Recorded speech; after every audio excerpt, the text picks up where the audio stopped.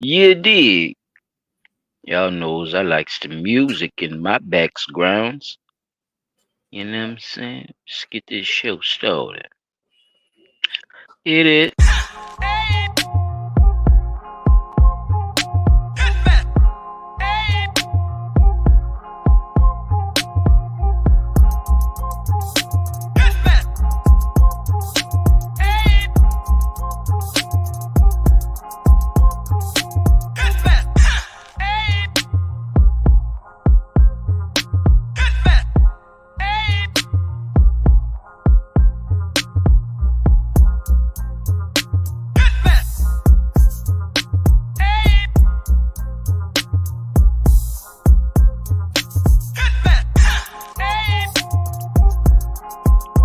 What the deal, yo? Welcome to the smoke session with your boy in there. Your rounds, your people. You dig? Your nigga starting child 17. He got on the spot. Top tracks in the building. Man, we got another session, man. Roll up your shit. Get your thoughts together. Concentrate, focus. Get ready to learn. Get ready to learn something. You know what I'm saying, fella? Y'all know how we do. How y'all week been, bro? What's been going on with y'all? Shit been good, bro. I can't complain at all, bro. At all. This shit been smooth. It's been a pretty good week for me. Yeah, I could amen that too, cause my week been pretty good, man. They ain't got nothing to complain about. Work been good, people been chilling. Been having an Good, easy week. good. That's what's up. Sound like we blessed and favored this week, huh? Amen. Highly blessed and favored. Amen. We blessed and favored this week. That's what's up. All praise to the Most High, fellas, for real. I like that. I like that. I like that. You know what I'm saying? Anybody got anything interesting for this week, or y'all just want to run right into other news? Cause we could do that. Y'all know I'm about that shit. Man. Nothing really interesting. No. We could run. We could jump into the end of them. You, would you say, Chop? You good? Yeah, I can't think of nothing right now on the spot. So no. Shit, let's roll with it then. Y'all want me to hit y'all first, or y'all need time to get y'all together? Yeah, you can I go can jump first. right into mine. All right.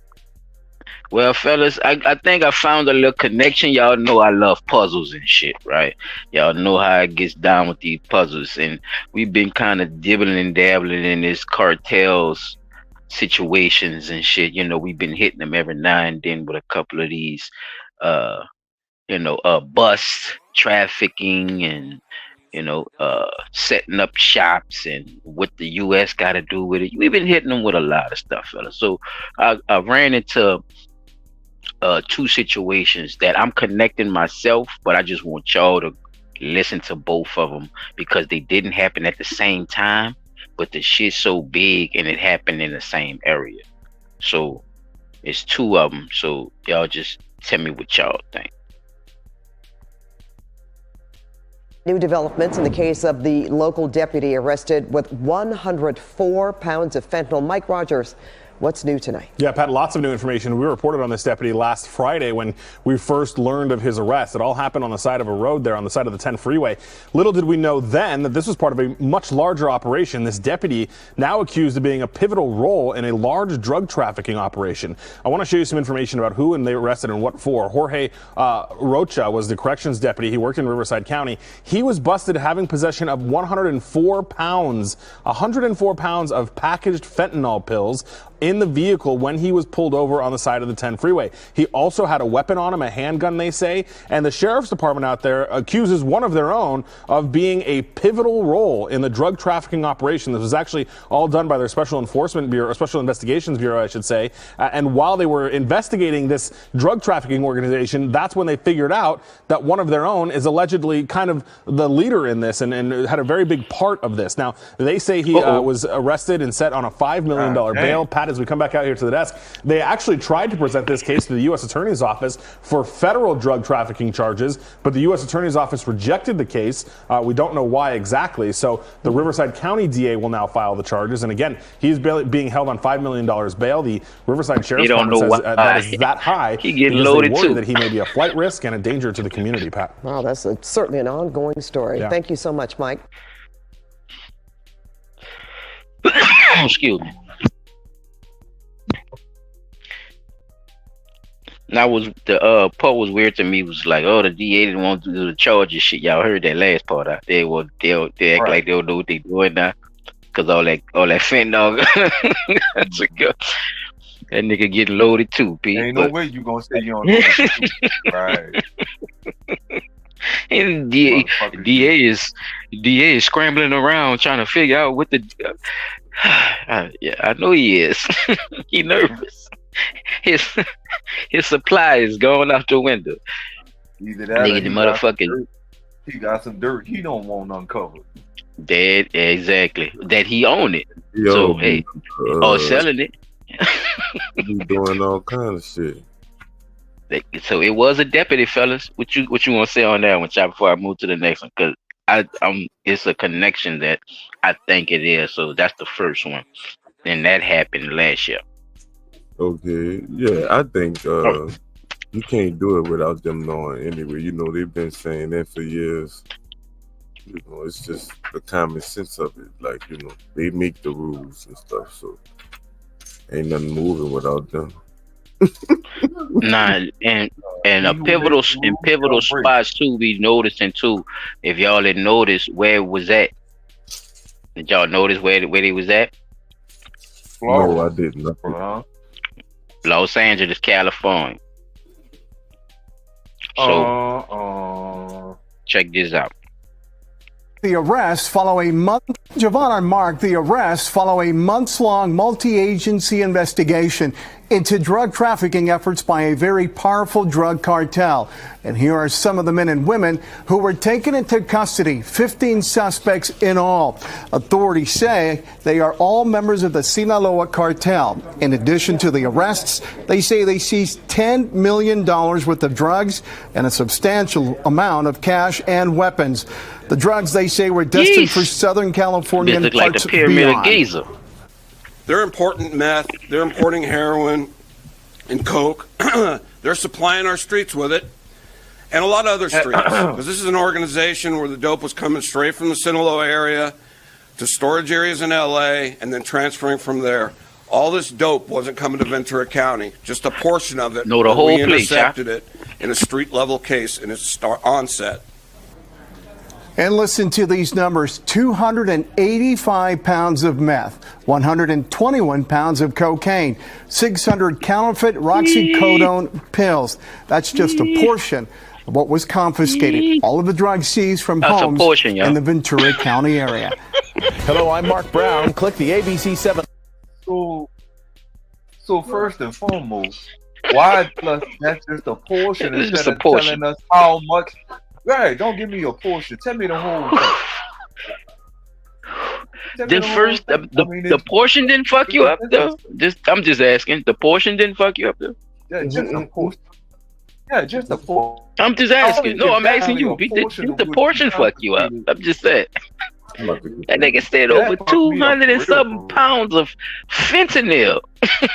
That's a grown man of fentanyl, bro. That's a big running back of fentanyl.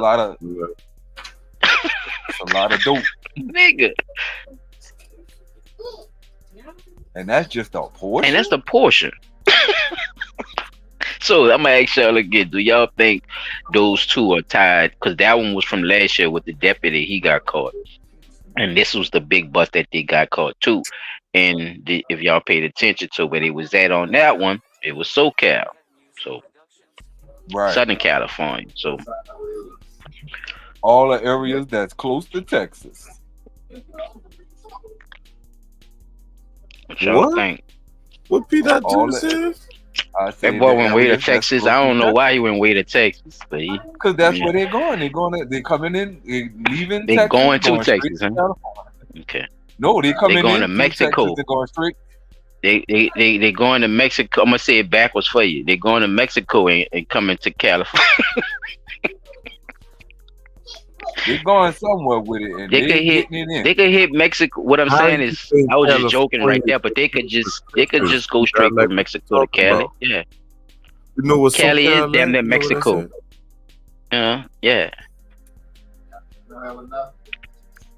You got gonna that make a whole point area, bro. about how the stuff still came from Mexico. They do come from Texas too, because Mexico is a part of that. But this is a whole, like he said, them people got a name and everything. Right, a whole The conglomerate. name of the yeah, it's their people who's running that area of SoCal. So it's like I was trying to see if y'all thought that those two were connected, with the deputy being involved as well as the police knowing and the DA understanding who those people were at the time that the arrest Right. happened to the deputy last year, and then another big bus coming around the same time this year. So I just wanted to pick y'all brain on that. I think that is connected, though, bro, because like they call the pipeline for the guns coming out of Louisiana. Well, we done already seen where the pipeline for dope and drugs come from is from the East and West Coast, and most likely starting in California or either Miami. So it would only seem more than likely that a large population of your drugs that's coming is coming from the West Coast. So yeah, Y'all ever I do seen that think- movie Blow? Yeah, Chop, you had something on that? You want to say on that? Yeah, just back to what I was saying in the beginning, like. Well, answer the question for me right quick for me, if you don't mind. Do you think there's a connection between the two arrests with the deputy from last year getting caught and finding out everything he found out about how he was actually running the shit, and that whole story from the first one, and the second one, them finding who the actual gang was and the affiliates and arresting those 11? Do you think there's a connection with that? And Yeah. okay. Because I caught them at the same time, but I thought it was the same story. Yeah, that's why I want to ask y'all, did the connections came? Because them bitches came damn at the same time to me. So it was like I was interested in one, and then that one came. So I said, damn, well, why would they recommend me, to that one? If this a whole nother story, but it had something to do with a big bus. But when they started talking about the areas and who the people was, and I'm started matching them up to who they is, looking at the mug shots and shit, I'm like, yeah, I'm gonna see if my dog see what I see on this shit. Yeah, I definitely think that it's connected. You can't do it without it being connected. It's all connected. Why they call that shit a plug? You heard? Hey, that's a lot of fentanyl too, huh, y'all? What y'all think about how much fentanyl? God damn. Yeah, that's a lot of fentanyl. But see, they gotta do that shit moving like Jordans, nigga. That other shit ain't popular no more because they could just get that shit out the store. Go to the store or go get the what you call it, the fucking the pills out the hospital and shit. You ain't gotta go on the corner and get that shit like that no more. So yeah, they didn't added that shit on, child. Them niggas had meth and everything, nigga. They had codeine. Them niggas had everything but weed for some reason. Them niggas had everything white, white and powdery substances, and crystallized. Them motherfuckers wasn't playing, son. Them niggas had heroin. Like they listed all the shit them motherfuckers had. So, it just seemed like to me that it's like fentanyl. It's like a added on to the shit that they already been pumping out. If anything went down, I could say crack, like the making of crack itself, child. Cocaine is still popping. Them white hoes is on that shit, nigga. The models and all that shit. Them hoes on that shit heavy. The powder itself. I don't, you know, I don't We know don't even too hear many. too much about it. You know what I'm saying? You're right. You don't hear shit about no crack That's the busting. that's the only one. Like heroin and shit. Them niggas still get down with Taking that shit. chances with the heroin, I yeah. still be seeing that shit. Yeah. But Them white crack, boys all man, tore up around your area, P. Them white boys be tore up around your area. oh, And them dude, white the hoes. man, I Yeah. think motherfuckers crash they All car them around knots and shit on their legs and shit. I'm trying to find a vein, man. I grew up around that shit, man. Living in New Orleans. Bro, looking purple and black at the same time, busting every vein in these legs. Yeah, man, you didn't see it. On this I'm shit, pretty bro. sure living down here, bro. You didn't see it. Putting in the order, you heard me? So look, I'm putting in the order, and he heard me put the order in, and he was like, "Damn, you know, I ain't no niggas." He ain't never heard nobody put an order in like that, because he used to people just like nickel and diamond, like $5, $10, like, you know what I'm saying? I said, no, boy, ain't nobody not about to call this man 5 times a week. I'm about to call him one time for about 2 weeks.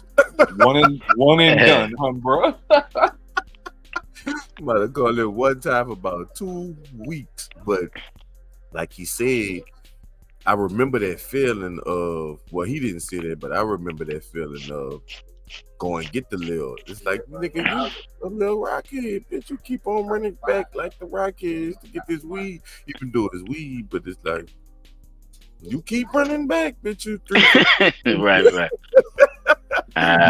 You just buy half and go sit your ass down like nickel, like yeah. Real or fucking. Right. Come in and get a bag of peas. That nigga said the thrill. Damn. I never thought about it like that. That's right. You got a point. That nigga said the thrill, cause it's like, it's like you playing little bum Olympics with yourself. Okay, right. Like, bitch, you stupid. Just buy the big one. Like, nigga got 20. He got $30 in his pocket, chop, right now. He know damn well he about to get another 30. That nigga would not spend that first 30, bro. Oh, so man, he could just leave you alone, bro. You know what I'm saying? So that shit related like a motherfucker. He know he gonna come back, have a conversation and everything. Man, I'm chilling, man. You be back in you about try to hour. talk to the weed man, nigga. This ain't Pineapple Express. I like when you come, bro. Fuck, I'm gonna just keep letting you keep coming every day instead of just giving it to you or just telling you. Especially when a nigga don't mind taking that ride. Motherfuckers be on some bullshit, man. Like, nigga got their license, they fresh. Or take that walk, it don't matter. Or take that ride, whatever you own. You know what I'm saying? Whatever you transport. Where you trying to go? We could go wherever you want to go. We could just riding around. We're gonna be riding back around that night. That goofy shit, man. Boy. Nigga did spend $10. Man, get your goof ass on, man. In the beginning, but it came to me. There was some shit I wanted to tell you. What? I was like, man, what I just told y'all. I told you. All right. That was man. Nigga had today. I said, man, wait till I tell them niggas this shit. That shit crazy. Yeah, fellas, but that's what I had for y'all, though. It's like the thrill. Boy, see, what is? Wait, hold on, Peter. Don't skip me, bro. Shut up. What is wrong with you? Would you like the thrill? Wait, what you mean don't skip you? I gotta listen, bro. Listen. You say don't skip.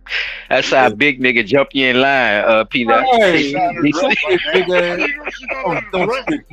do you know she's not underdressed right now? How do you know she's not underdressed? I'm a little nigga, trust me, I know. I done heard them all. I am from Oregon. You gotta take this guy in. Why? He's been my 12-year-old daughter online. Yeah. You're gonna forbid me? All right, hey, stop talking to him. All right, step down here on the street, get off this property. She is 12 years old. That is her parent. He will forbid whatever he chooses. 12 is very old. I was looking for a 6-year-old. All right, that's disturbing. What's your first name? My name is Ask Little Children. I'm here for my woman. And if she does not want me, I will leave right now forever. She's going to be old one day and die. Well, I will live forever. And I want to know what's in her heart. Her heart. Is she a Mormon or something? She wants nothing to do with it. Do you believe it came from her? She wasn't under distress at all? How do you know she's not under duress right now? How do you know she's not under duress? Huh? Put your hands on your back. Oh shit! We're not going to do that. This. I've done nothing. Oh, I have done nothing. How do you know she's not under duress right now? How do you know she's not under duress? Mouth. Huh? Dang. Oregon? I am from Oregon. You gotta take this guy in. Why? He's been my 12-year-old daughter online. Yeah. You're gonna forbid me? Alright, hey, stop talking to him. Alright, step down here on the street, get off this property. She is 12 years old. That is her parent. He coming up with the flip flops too. He was mad. Bro, I know y'all. He was mad. He couldn't talk I had to her. pause it for y'all, bro, so y'all could get y'all shit on, bro. Cause How the police then Hulk Hogan clothesline these fucking ass just cause. And why they had to go in there and get a statement for him from the little girl saying that she ain't want nothing to do with him. To the That's what I'm saying. Why they ain't rough him up a little bit, like a tase him or act like he's resisting the rest of anything, chop. Just to What you think, P-Dot? Just to privileges, all privileges of the white kind.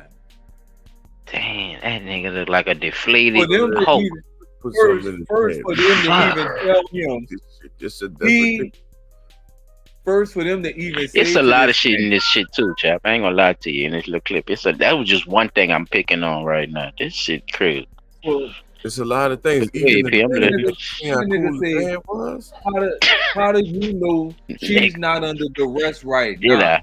Wait a minute. First of all, you talking to another man's child who's only 12 years old online, and the man called the cops and said, "Hey, you got to get him out of here." He's Superman. He coming to save her. Then that was his argument.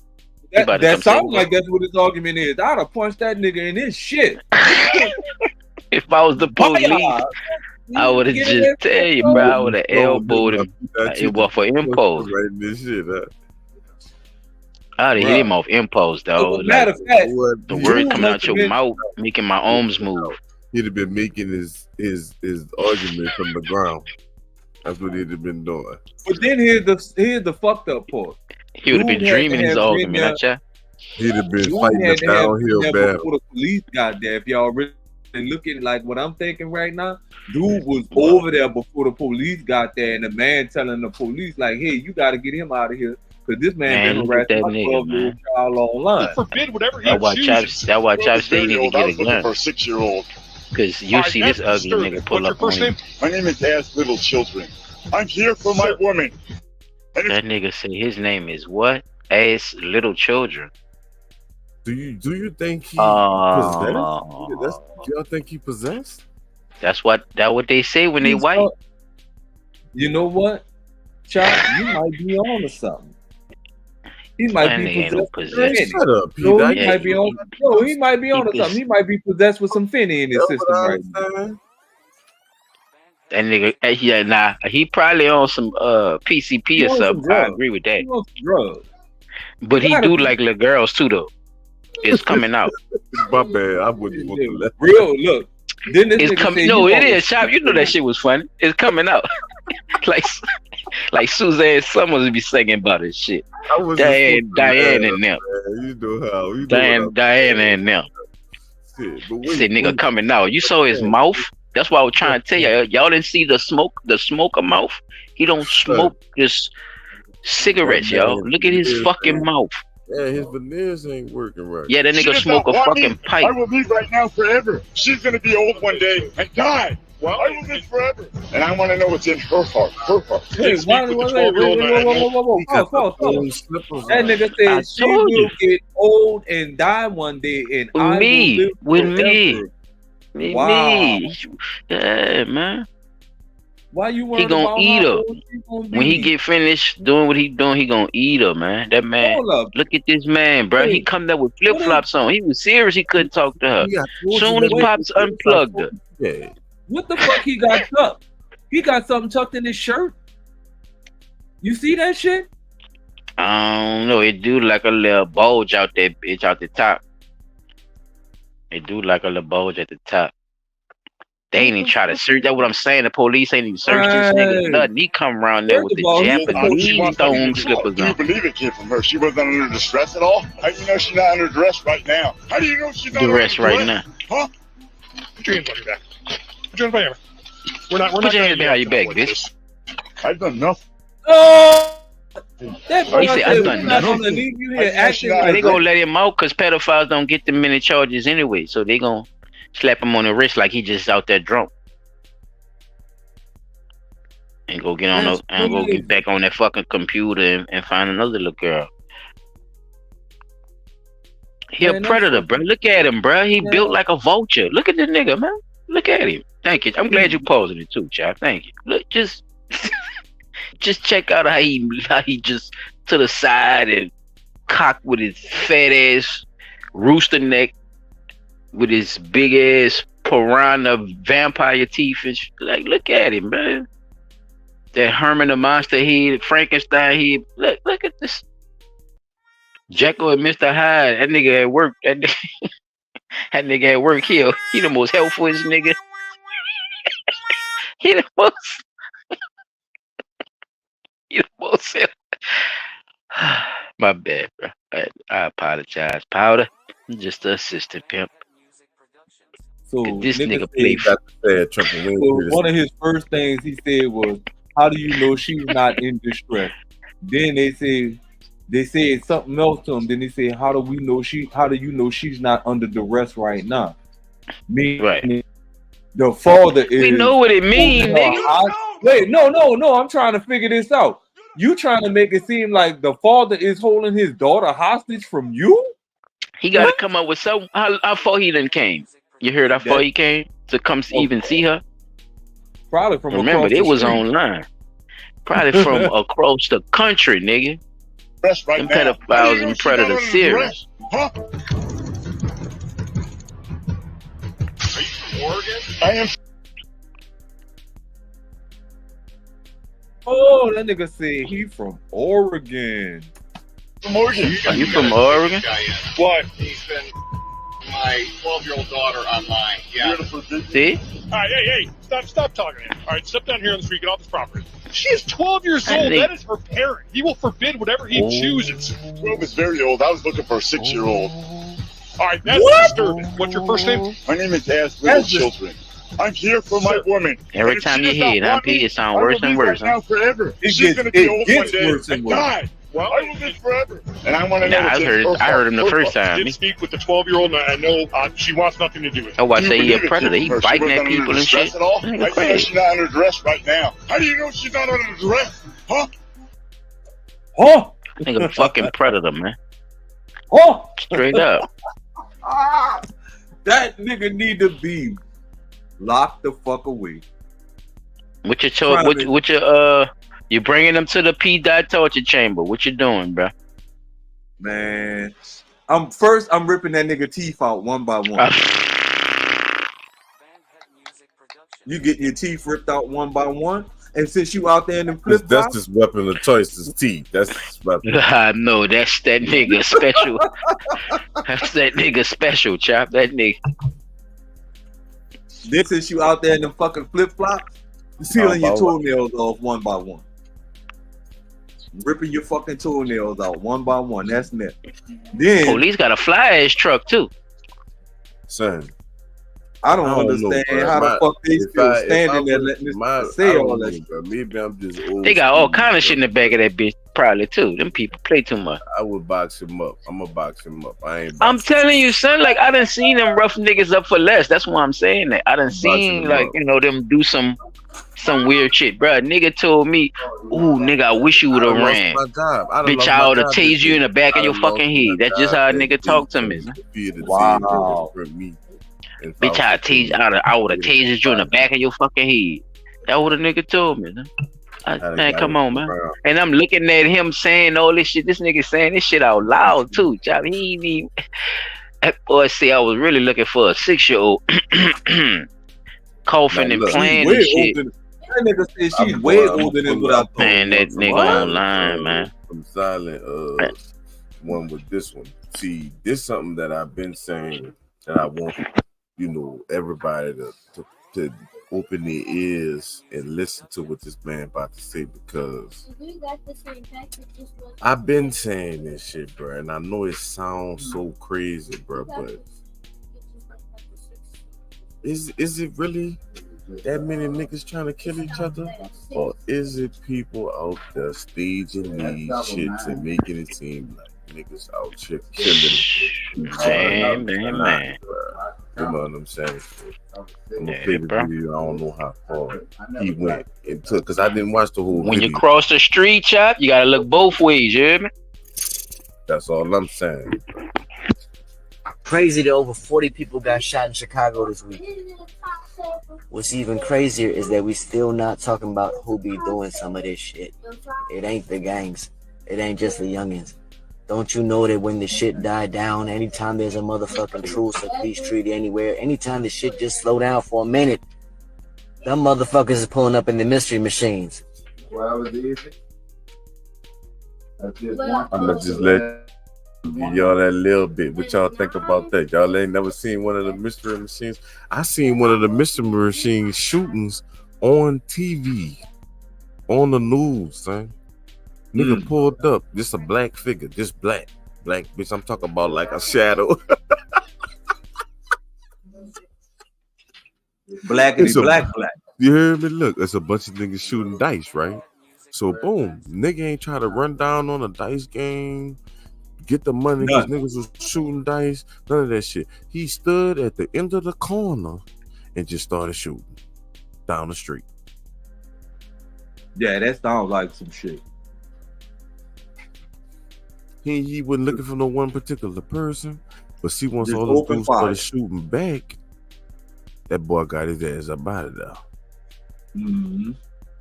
That sounds like some hitman type shit, but not a hitman that's sent on a mission to like you was hit a just trying to specific make target. It sound like one was going Yeah. on. Mm-hmm.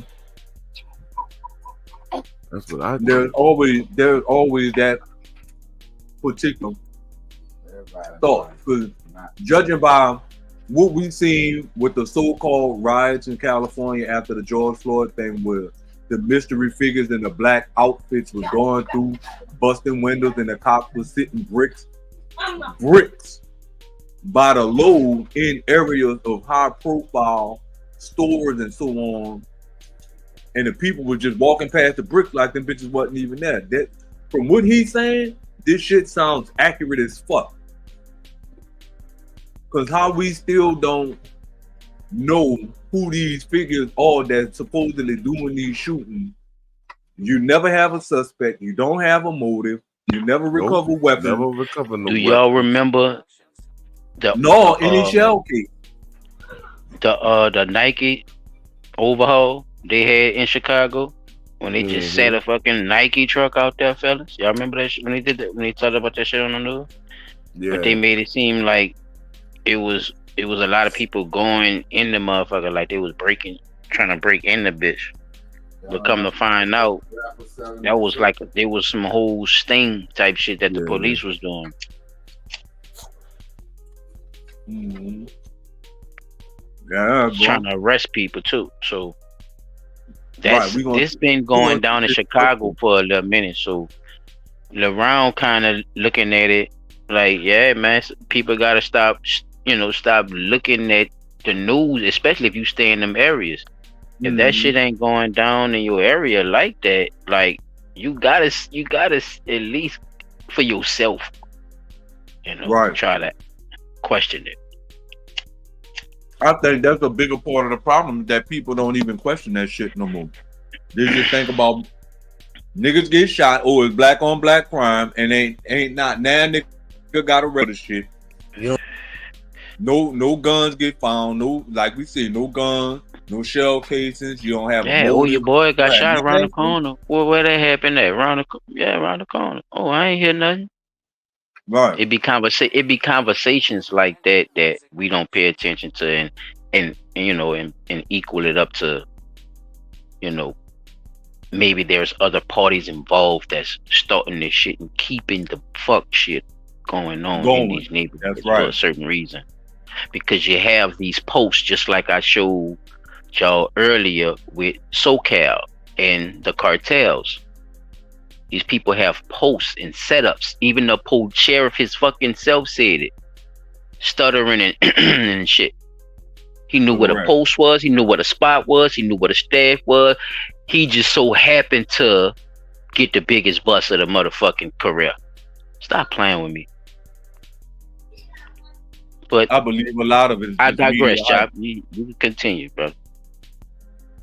Don't know who I mean by them motherfuckers? That's why it's a mystery, huh? You got to get on that Scooby-Doo quest and figure it out. Who do you think is doing? Who do you think is instigating? Who do you think is? Listen, man. You motherfuckers putting on disguises, man. Yeah, you motherfuckers just shooting. You just doing drive-bys. And then you think it was the ops. Yeah, you got to show them the rubber mask after this. A lot of us don't really know who the real ops is. After round go off, you got to show them the rubber mask. Or maybe we can't. Let's talk about it.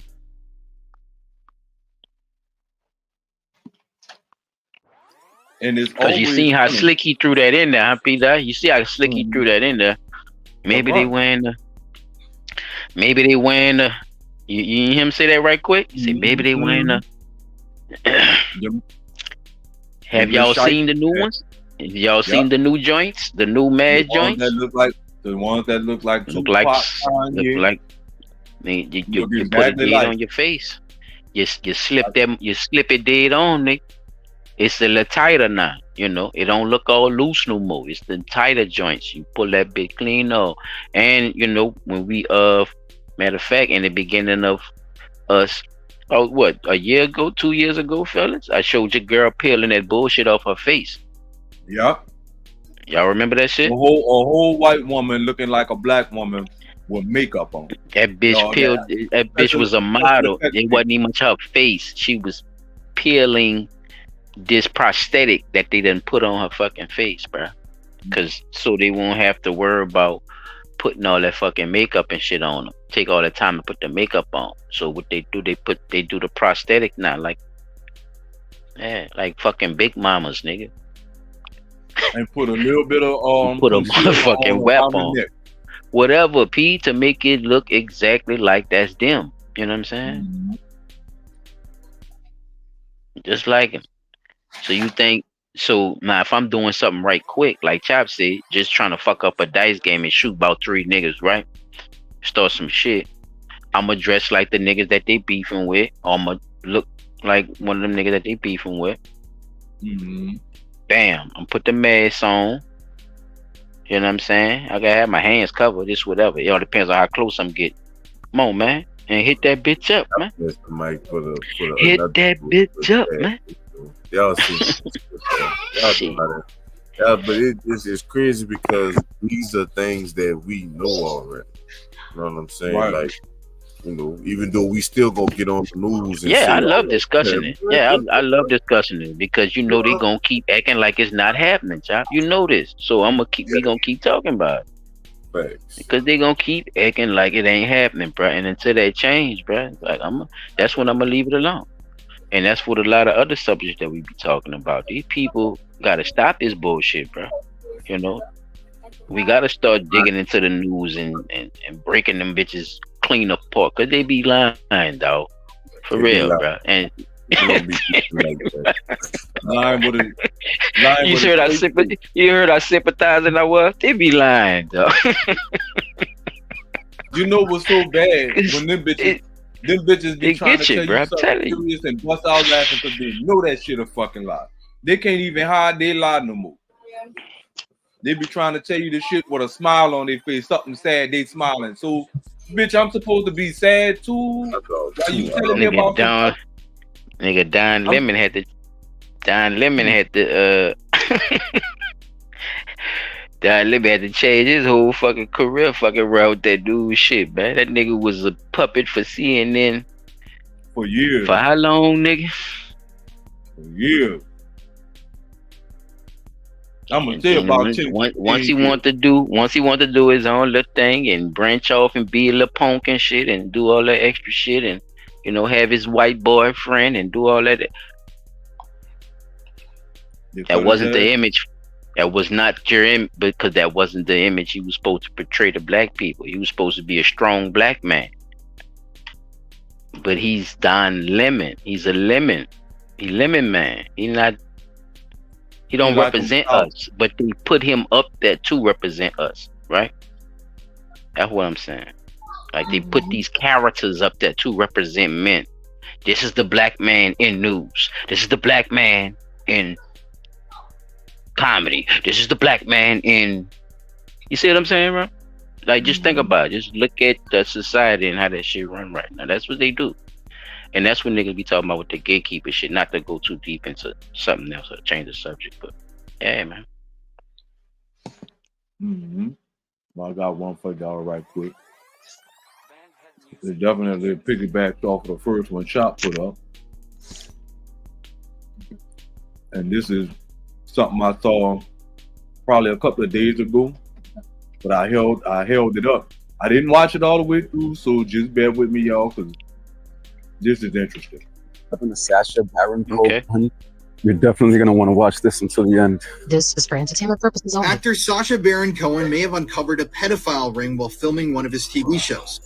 So in the series Who is America, Sacha Baron Cohen traveled around America. And in the show, he did a lot of crazy things, like getting Dick Cheney to sign a waterboarding kit and having Roy Moore take a pedophile lie detector test. But the stuff that they filmed in Las Vegas was so dark that they ended up sending it to the FBI.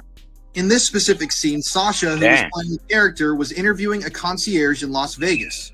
In the interview, Sacha told the concierge that he had molested an 8-year-old boy. Now, this is weird, but he justified this as saying this is extreme comedy, and we wanted to see what he would say. Now, I'm going to read you a quote from Sacha. He said, instead, this concierge stays in the room, and I go, listen, you got to help me get rid of the problem. And this guy starts advising Gio how to get rid of this issue. We even at one point talk about murdering the boy, and the concierge is just saying, well, listen, I'm really sorry. In this country, we can't just drown the boy. This is America. We don't do that. And then in the end... Nah, go ahead, P. I'm listening.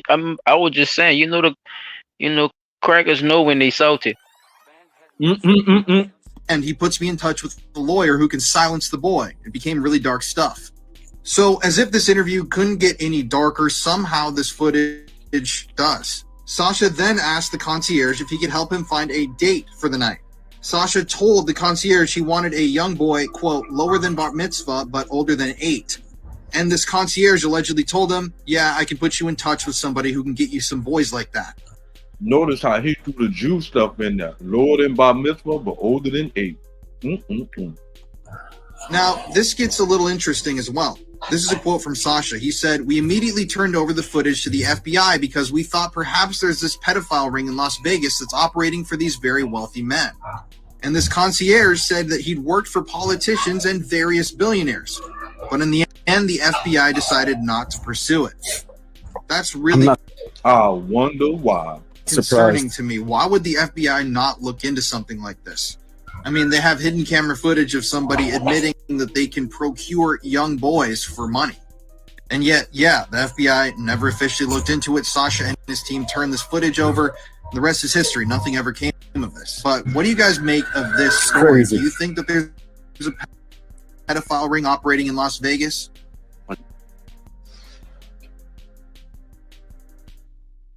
What y'all think?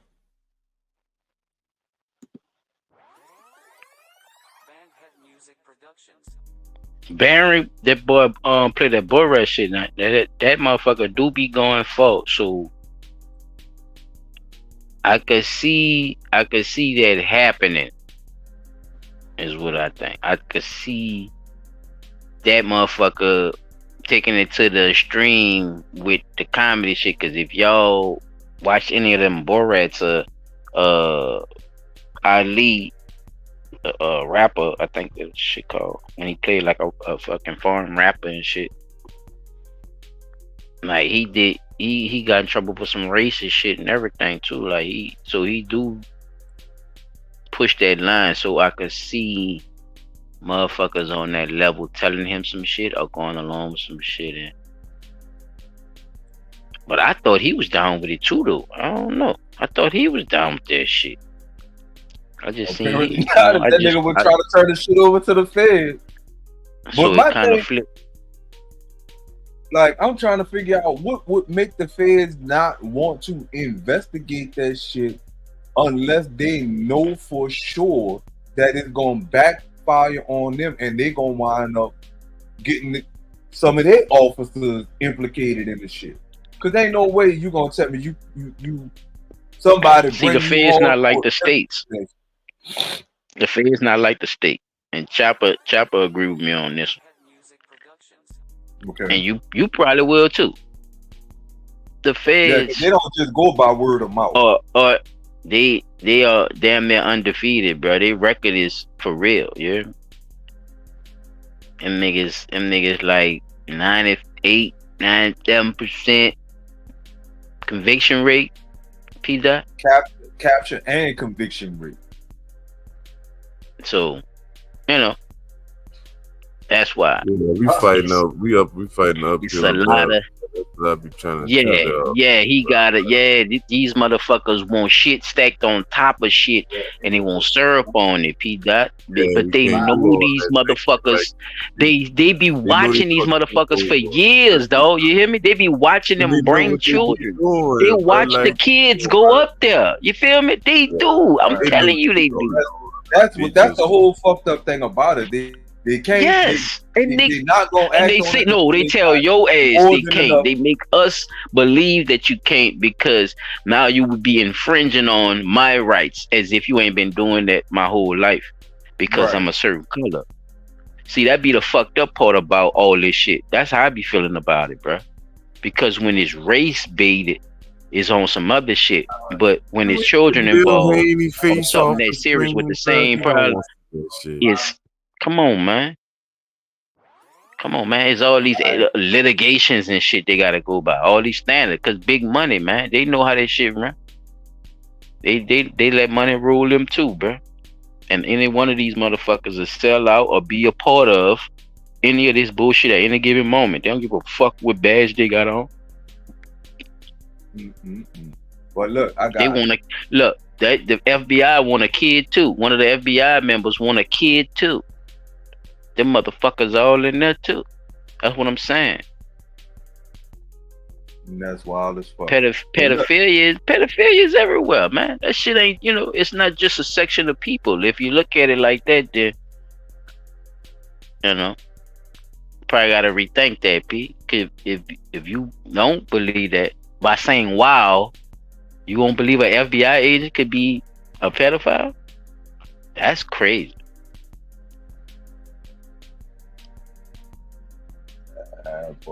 So look, I got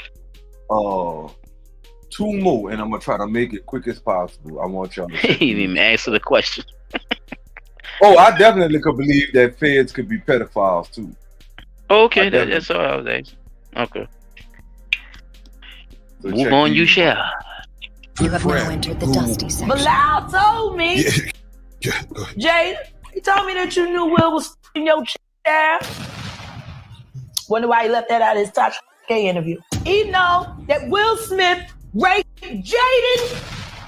He raped Bashir and he raped Neek Mills. And you know it, Bilal. You'll go from a Philly to a Sand, but they'll still get you. Jada Pinkett has written a book where she reveals that multiple times she tried to commit suicide. Yeah. Not saying exactly what the reason was. I don't know why she keeps trying. She just get it done. Don't be bad at everything. Yeah. You was an all right actress. You a terrible wife. You was a bad mother. Who knew that your husband was doing things to boys and did stuff to your son and you ain't do shit about it? Bilal told me everything. You have now entered the dusty.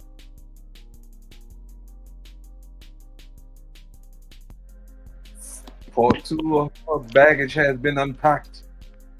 I haven't seen part 1, but this definitely is a good precursor to what the fuck we've been hearing about for a minute now.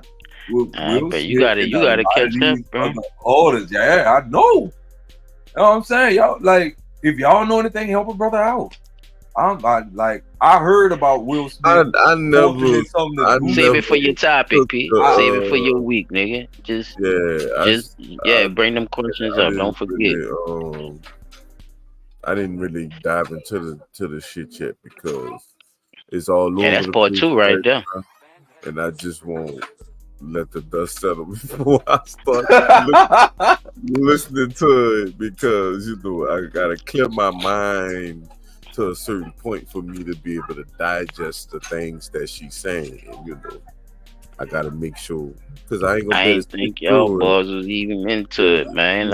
I've been listening to her for a minute. I've been listening to her for a minute. I've been hearing it. Yeah, this ain't nothing new, man. Jag been exposing people. She re-exposing it.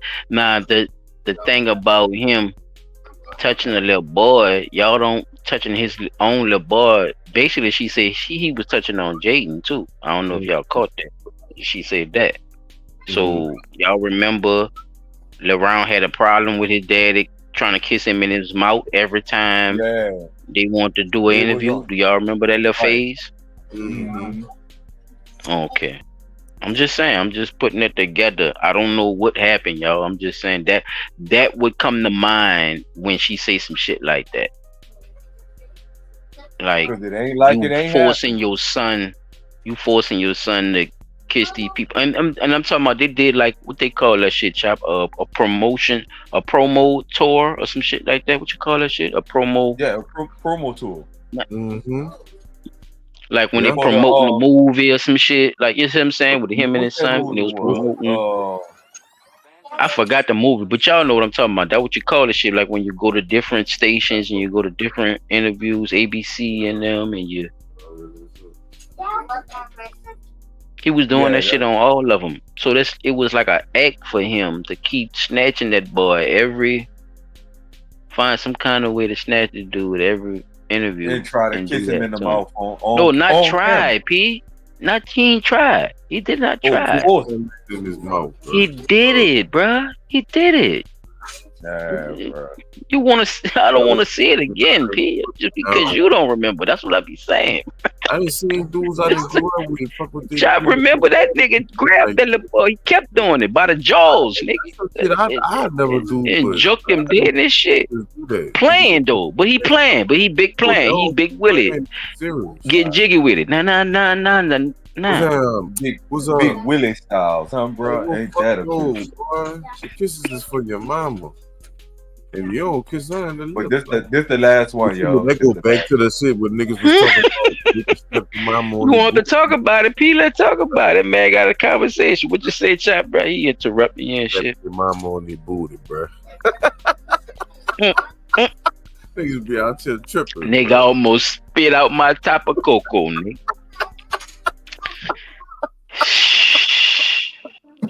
Niggas be out here tripping, thinking that shit cool. They call it Tapo Chico. I call it Tapo Coco, nigga. Yeah, my dad just was drinking one of them things, Tapo Coco. Never had one, but would like to find out what it is now. Oh Lord, man, go ahead, man. Stop it. But this the last one, y'all. Yeah, I fuck Diddy. I'm not shit out of Diddy. Like, I'm just he Master P tonight, Chop. Like, why not? Like, Diddy's attractive, you know what I'm saying? Get him off with like a bottle of Ciroc. Like, yeah, man, you late, man. You know what I'm saying? He got my nigga D like. You know what I'm saying? Get him fucked up. You know, I'll fuck. Like, I actually got a website that I'm about to start a movement. It's called the P Diddy movement. That's my agenda for the rest of the semester. Started Kickstarter, I'm gonna set it to like a meal ticket, and like, you know what I'm saying, if I can reach a meal ticket, like I'm gonna drop me and P Diddy's sex tape. That's something I would love to do, you know what I'm saying? I think, Diddy is like a very attractive person, you know what I'm saying? I've always been infatuated with how he dances, like, you know what I'm saying? Like, it was something about like the arms and shit. Like, you see D-Light, bro? That is hilarious, nigga. Like, no homo, like let's really be honest. Like, he's one of the first trolls, Shop. They don't give him his props though. But he's telling you how what Diddy was doing back then, he was one of the first ones to be telling people about what that nigga was into. Damn. He's a battle rapper, yo. Well, Chop no. He a battle rapper, P. Yeah, I ain't. You ain't never heard that boy on the battle rap, man. See what I'm saying, P? I'm telling you, bruh. Now you'll find out why he doing that, and I'm not helping up for his behavior at all, my brother, because you know I don't rock like that.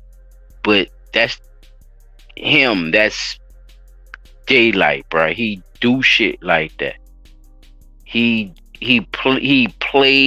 He joke. He go to them lines, and he believe in all that shit. He take it to the extreme, but Egyptology and. I'm telling you, yeah, all kind of shit. No, I'm just saying, like he's a free thinker, as they say.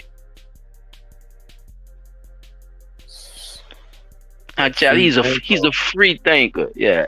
Free thinker, free spirit. So yes, all kinds of shit. So yeah, so he, if you really listen to him, he told you everything Diddy was doing to people anyway. Correct. Right. We can't hear you, child. We can't hear you, homie. Exactly. That man got his. Who takes a nigga serious? Whole face tatted. That man who. Oh, there you go. Yeah. He got the Batman signal on his face. Y'all don't remember the Ultimate Warrior? Yeah. Child, that what that nigga is. That nigga got the Ultimate Warrior on his shit. Nigga, that's the Ultimate Warrior, but the nigga didn't finish it. I say this nigga here stupid as a motherfucker, dog. That's a stupid nigga, dog. He went got the Ultimate Warrior face mask tatted on his fucking face. Ridiculous, bro.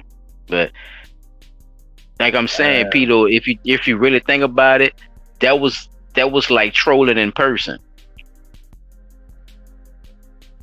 That's what them kids call trolling when they be doing that shit online and shit. It tell you shit to get up under your skin or to get you to say, what? Huh? Yeah, because he got me good just now. Wait, what? It's gonna be a. You say he fucked the shit out of Diddy. I say you gotta. Some of these people, some of the people they'll get you, by. I'm telling you, but you gotta be careful, by. You gotta be careful, especially if you don't know the dates. That's why you gotta check dates and all that. See who these people is too. Right. What actual factual information is you really putting out there, or is it any factual information? No, for your own benefit, because you can't just follow somebody else's stuff. Yeah, you got that from somebody. Yeah, that's what I'm saying. You got that from somebody else's post, so. You gotta check them posts when when you're ready to give your statement about it too, cause it might be some shit that you might want to know. Mm-hmm. He a fool though. You might like him though. To be honest with you, I ain't gonna stunt. Hey, Chop, that nigga cool with that motherfucking battle shit, huh, Chop? And he got some fireless songs. And he got fire songs, yeah. He a fire rapper. I'm telling you, Pete, you'll fuck with him. I'm telling you. Yeah, your big head ass, Ab-Soul, man. You know you fuck with my dog. Yeah. He just did one with J. Cole. Ab-Soul, J. Cole, and Daylight. Yeah. Before you he say shit just to draw your attention in. He trolling, Pete. You know what that mean? But what I'm saying, he one of the first ones to do that. He did that shit way back in the early 2000s, dog, 2010s. Damn. He did that in the early Hey, Chop, that nigga did that shit. That nigga Ben did that shit. Damn. Woo, that's a good little length of time to be a troll. Son, that nigga Ben did that shit, man. Like 15 or something like that. 16, some shit like that. They like been out here. That's what I'm telling you. They like been out here for a little minute. Yeah, it's fucking. You just kind of sleeping on them. That's all. That's what I'm telling you. Right, cause me, bro. Like I ain't gonna say I ain't been on the scene, but I ain't been on the scene. Yeah, I do know you. That's what I'm trying to tell you. If I ain't been on the scene like if that. you listen. Yeah, put you on. But yeah, man, we could roll right into this if that's all you had, though. Yeah, that's all I had. Just them couple of little things, bro. Just to, you know, put out what I have been seeing pop up on the internet as interesting in my little world. Let's get it. Damn. Words from Suge Knight, man. We were about to come with it. You know what I'm saying? So something interesting. You know what I'm saying? Thought my brothers would be interested in it. So I said, hey, let's see which one they want to pick. And they picked the Suge. So we're going to do these Suge reviews on the jail calls, people. I don't know what my fellas going to bring, and they don't know what I'm going to bring. But we all got something that we going to bring on the episode that we pick. And whatever situation or whatever's going on, we going to elaborate on that and tell y'all how we feel about it. And just keep it pushing, you know what I'm saying? You feel me? So, without further ado,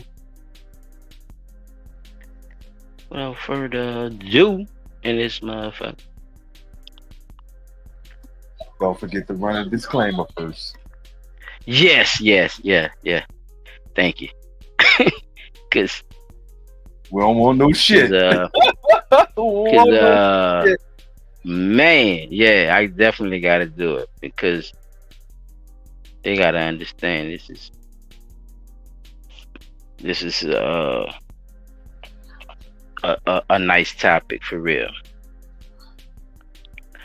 Mine is jealousy versus hate. Is jealousy stronger than hate? Is hate stronger than jealousy? Because they're not the same. But one can make you do strange things. Damn, I didn't want to even rhyme, but it did.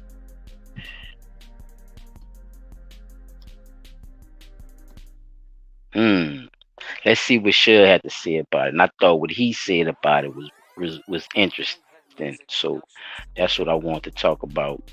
The stuff that he actually had to say about jealousy and what he saw in the time of him being the CEO of Death Row and running everything before he went to jail in 96. So he gonna give y'all a quick little story based off of what he saw around that time and how he saw the difference between how he was able to differentiate the difference between jealousy and hate, and you know how it pertains to the life. So before you start, let me go ahead and get our fair use out there.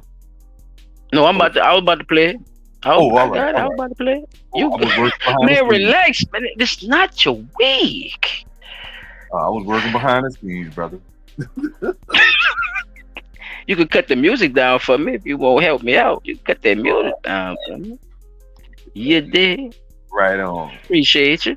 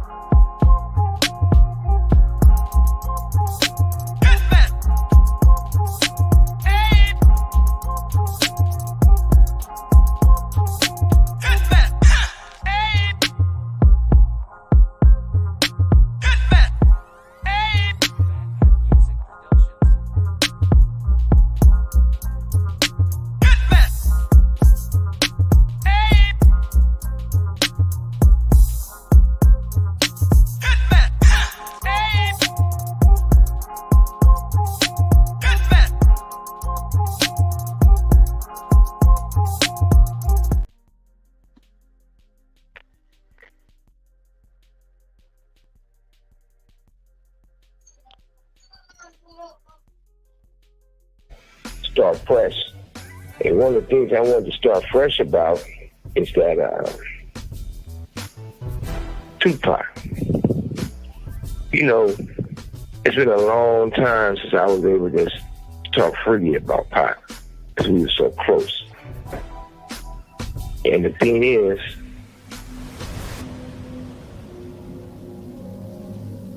Pac finally getting justice. And justice for Pac is this.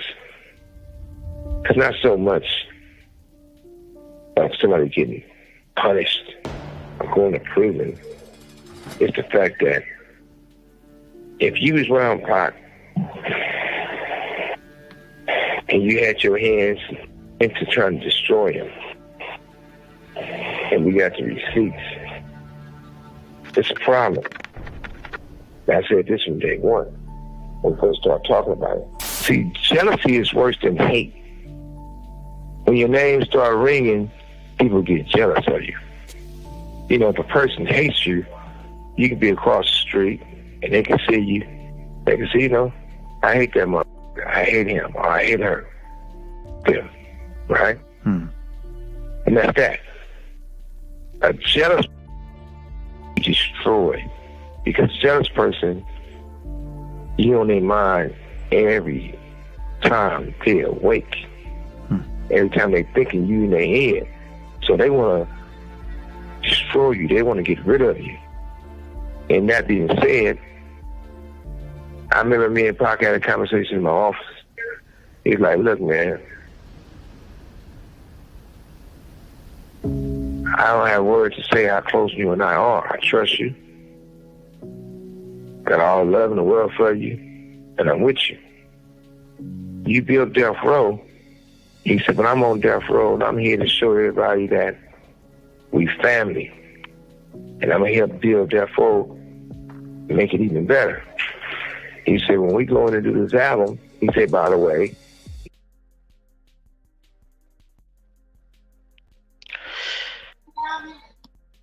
So Pac whole process when he came there wasn't hate or jealousy. It was, let's get this up and running. Let's do it. What I gotta do, whoever I gotta do it with, I'm down with it. That type of motivation always sets a standard in a room, and it's not always good, fellas. Fact. It's not always a good standard.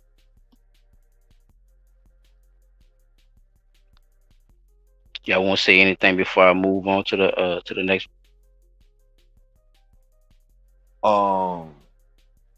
Anything you didn't know? Anything you thought about? Like sitting down, really thinking about it.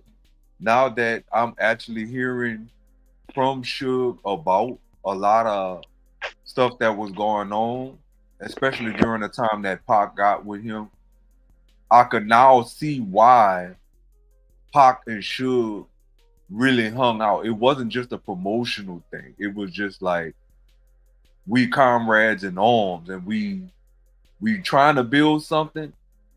And thank you. I'm here to help you build it as big, as bright, as best, shining, as best as I can. Right. And a lot of the times that, even though it wasn't easy, but Pac made that shit look so easy. But now, like I said, now it brought other attention, like Suge saying. Suge saying it brought other attention. So it brought a lot of unwanted attention. You won't see that, that's what's up. What you want to say something on this chat before I move on? Yeah, he right though. It do bring a lot of attention and shit, but it do, like he said. Fuck, I'm glad he said that though. You know what I'm saying? Like niggas just be won't put their best foot forward to whatever the mission is. You know what I'm saying? I think that's so. What you do with the niggas that you think have that negative energy around? Like what you do with them? Like or get from around. So Suge was right when he had that in order then, cause Suge had that shit kind of going like what you just said. So I'm gonna keep it going. I'm glad you said that, y'all. Look now, so we at the point where he's saying basically this is how he came in. So he's telling you the feel of it because he never got to talk about Pac. So he's leading y'all into something while we're talking about, the jealousy and the hate. So here we go. Better. He said, when we go in to do this album, he said, by the way, euthanasia. I'm like, what the is that? And he tell me, life and death after death or something. I said, oh man, come on, Pac. I said, man, this I had an idea of what I think is a good name. He said, what? I said, All Eyes on Me. And Pac an arrogant motherfucker like me, so you can expect he's thinking like All Eyes on Me. Like, it's my album. What you mean all eyes on you? I said, not all eyes on me. I'm saying you saying all eyes on me because it's all eyes on you. He said, all right. All eyes on me, little life of the thug nigga till the day I die. Little life of the boss play. All eyes on me. I said, you gotta look at it. You in prison. You should have never went to prison. The people who really did the crime didn't happen to, but you don't end up in prison. I get you out of prison. Now you're on death row in the studio. So it's all eyes on you, which is all eyes on me. He said, well, look, all eyes on me on my album. I want everybody in the death row to know we're a family. And I'm going to make sure we all be on the album. I'm going to make sure I'm going to participate with every person, any artist on this label, regardless how big they are, how small they are. They got something out, they don't. I'm going to have them get down on the album. The first person he started calling is obvious is Snoop. Yeah, Snoop wasn't shaking him, but Snoop was Receipts, busy. nigga. Well, I'm over here. I'm going to get some weed. But Pac stayed on him. Snoop, I'm ready to go. I'm ready to go. I'm ready to go. So here come the studio. I'm ready to go, nigga. Incredible, song together. And if there's a cure for this, I don't want it. I don't need it. And then he made sure he do a song with Corrupt. Live in this mother thug pound. Receipts. Don't play no games, man. Make sure you do a song with Dad. I look for them receipts, man. He'll see Joel. Come here, Joel. I'm gonna got something for you. He'll turn around and do a song with Miss Chalet. He'll turn around and say, this Danny boy you was talking about, the little 16-year-old mother. Yep. Come here, Danny boy. Only thing you gotta do is sing this right here. I ain't mad at you, blah, blah, blah. He go with Danny boy. Damn. Ooh. I ain't mad at you. By him doing that, that made everybody get so close. He even did at first before he found out and certain things about Dre, he did with Dre. Even though they never was in the studio together, like the movie said, but it was cool. Right? That's a jewel, fellas. But far beyond all that, when Pac got bigger than everybody on death row, that's when the jealousy kicked in. I guess that's when the Pac kicked. Oh shit. Okay. Now we getting into it now. See what I'm saying, Chop? I want you heard that, Chop? Yeah, I heard. I noise in the background. So I want your point of view on that one, based off of him being damn near a glue, but nobody giving him the recognition of being a glue because he came in with so much of a persona that it was also intimidating, no matter how small he was or matter how big, or it's just the way he came in. How does that affect the hate part of or the jealousy part, like the negativity? Like, how does that bring that into that when somebody is that positive, though? I know that's probably I probably hit you. I just want to know something like how some of these motherfuckers think. How you see these motherfuckers? The negativity comes in when niggas be trying to. I don't know. Like, I think people be wanting to. They be thinking they just as good, and they be feeling like.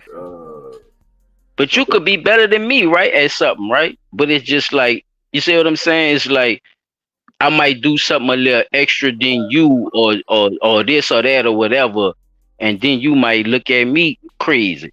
Oh, like, man, this nigga doing all that extra shit. Like, what? Like that kind of negativity around somebody that's, instead of looking at it like, damn, this nigga doing the shit I ain't doing. That's what's up. I could focus on this. You see what I'm saying? It's Yeah, never like. I think what What you wound up think that shit happening, stemmed though?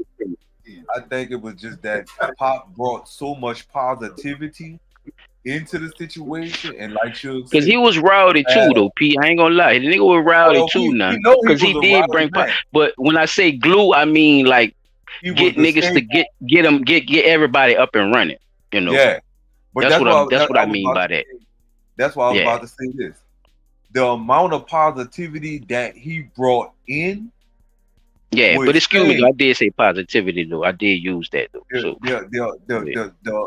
that was such a huge amount of positivity that he brought in the beginning by saying, no matter who on a label, no matter what they're doing, whether they got a song out or not, whether they up, whether they down, I want everybody, right?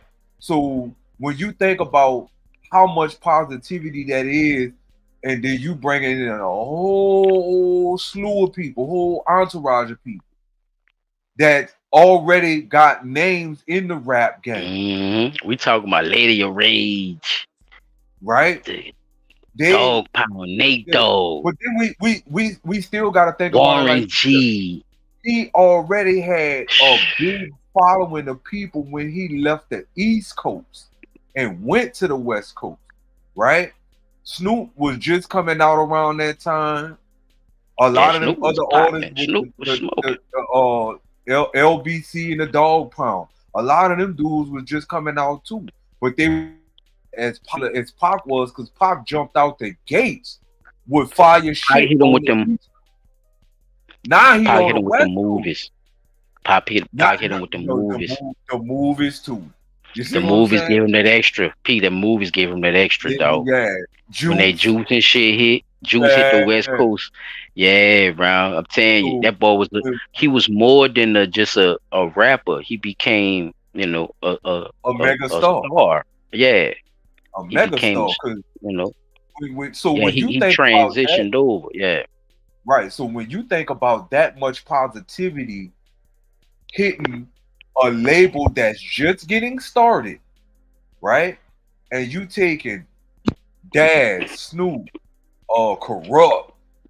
I ain't gonna say just getting started because you gotta go from what, 92, 91, 92, 93, 94, 95, 96. As 5 years of straight hits. Straight hits. Straight fucking hits. Anarchy on the whole. For a motherfucker they to say had that bitch man, on. they had no hits over there, they would be a jealous. Yeah, because Dre and Snoop hit them first. Remember the Chronic album? Mm-hmm. The Chronic.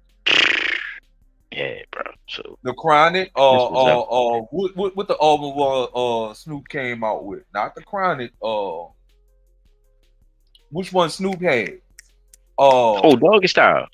Doggy Style. I couldn't get it. I couldn't get it out, bro. I could not get it out. I knew what it was, but I couldn't get it out. Bow wow, yippee yo, yippie yay. That rose in the motherfucking pumping the West Coast, right? The West Coast. Yeah, that shit was bumping down here. Albums alone. So when you think about Pac coming over, Death Row, and okay, I want Drake, I want Snoop, I want this one, I want that one, I want this one, this, and he coming straight out of prison with it. Nigga probably didn't think he was gonna have shit to offer when he come out of prison. But when you look at some of them old videos of motherfuckers talking about Pac when he was in prison, the nigga was writing album after album while he was fucking in prison in days. You know, he writing tracks, whole tracks in less than a fucking day. A couple of hours, he got a track. A couple of hours again, he got another track. So that much positivity only breeds negativity at some point. Let's see, because the man said, as we continue the story, as the man said, bro, with this jealousy and this hate, as he saw Pac coming in, as as Pac coming in from the jail thing, from coming off of the so-called rape allegations, which was actually forcibly touching the buttocks, but this whole elaborate story that she came up with because she couldn't prove that he she actually wasn't. raped. Yeah, and all kind of other shit. So he said he started seeing jealousy. So let's see from Suge eyes, people. My G's, let's see from Suge eyes what he saw when, you know, he made that big move as far as signing. When the green-eyed monster. Yeah, so that's when the jealousy kicked in. I guess that's when the plot kicked in. That's when the plan came up. Because it'd be a time where it still is. I got, you know, everybody know how I felt about Snoop. But if Snoop was coming up, people would come around and say, Snoop, let me get an autograph. Snoop, let me get a picture. Once All Eyes on Me came out, people come around, hey, Snoop, where's Tupac? Could you get him to come over here and sign my autograph or take a picture with me? Or if they seen the Dog Pound, and they'd be like, how do you feel? That's the best thing in the world. You get to hang around Tupac. Everything was Pac, Pac, Pac, Pac, Pac. And they seen Dre, they asked a question about, man, you did the chronic. Could I take a picture? They're like, hey, can I take a picture? Because you know Tupac, but I really want a picture with Tupac. You know how to find him? Everything was shift from everybody else to Tupac. And I think jealousy was made. And the reason why I'm speaking on it because we should never have to go through this again.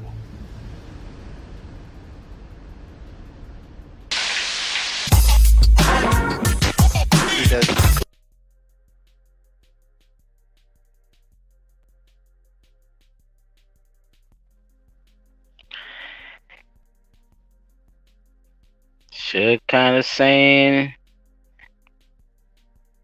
you know, it was Pac, Pac, Pac, Pac. They kind of, he ain't saying they said really nothing, fellas. He just, you know, saying that the vibe changed, basically. You know what I mean? Mm-hmm. The All the vibe energy got changed. shifted. The guys started, you know, that acting energy. a certain way about shit. And sometimes when you the man in charge, they look at you to say something. They want you to say something because they feel a certain type of way. So sometimes when people jealous or be hating, they usually go to somebody about it. And was not. I'm gonna say that again. I'm gonna say that again. When somebody is jealous or hating on your ass, they usually go to somebody about it. That's because it's the only way you're gonna know that they're a negative energy. Yeah, you just don't. But they want you to know they're a negative energy. They just don't want to be judged for it, no matter how much harm it causes you. Right? Ain't that cheeky? They don't want to be judged for the hate, no matter how much harm it causes. So that is this what breeds. So this what breeds certain type of shit. That's why I think the dude showed Snoop and Dre, because then you can understand how they left. You know how they left, and the way they left probably didn't happen the way people think it actually happened. Because remember, a lot of that was promotion, even with them saying that they was leaving Death Row and how they didn't like Suge Knight. They turned that shit into promotion for albums and shit. Interscope, who was with who also signed Tupac before he signed the Death Row. If you remember, Pete, that's why I was telling you with your timeline you had it. Because like he said, All Eyes on Me didn't come out till 95. So Right. Pac Right was before already Tupac. popping in '92. So Interscope already had his ass. They didn't do shit with that man. That's who left his ass in jail. Right. Interscope. That label act like they didn't want to have nothing to do with him because of how they were trying to promote him and how they were trying to push him as a rapper, and he didn't want to do the shit. He had a certain persona, he had a certain way he wanted to come at it, he had a certain way he wanted to do the shit, and they He didn't had his respect it. own style. Right. Look at the songs he came up with and shit like that. So yeah, man, I'm gonna move on doing this.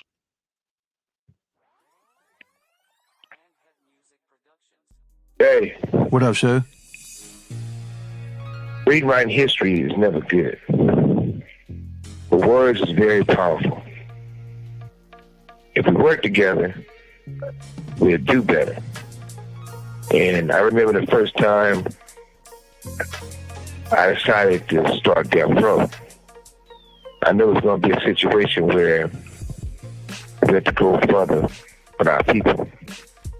And Death Row was the first place, the first company, first anything you see the same colors, red and blue, in the studio together, eating together, traveling together, and most of all, getting along with each other. So now we're at the point where, called the jealousy, trying to rewrite history. Let's see how we can do to make a big difference and help. And like once again, it's true about certain things people say, or certain things people talk about. Some of the things are a little exaggerated, some of the things is watered down. But I know when I went to jail in '96, the county jail, it was at a point where I know I was going to do time.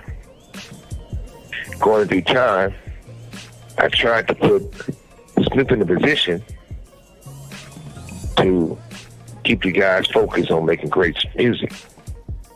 So when I told the lawyers to come visit me, I was in the blood module. They was coming to visit me, and they was dressed like they was doing a motherfucking Boys in the Hood movie with all kind of blue rags on their head, their pockets. So the sheriffs, the sharks was like, it was so much of an uproar, they was tripping to the point where now you had me and Muck was on a visit and people that, visiting us, they was like, when they come on the road, we getting on them. And then there was other Crips on the other side saying they wanted to test their Crippin' head. So that little episode made it impossible for us to have a conversation. If we was able to have that conversation,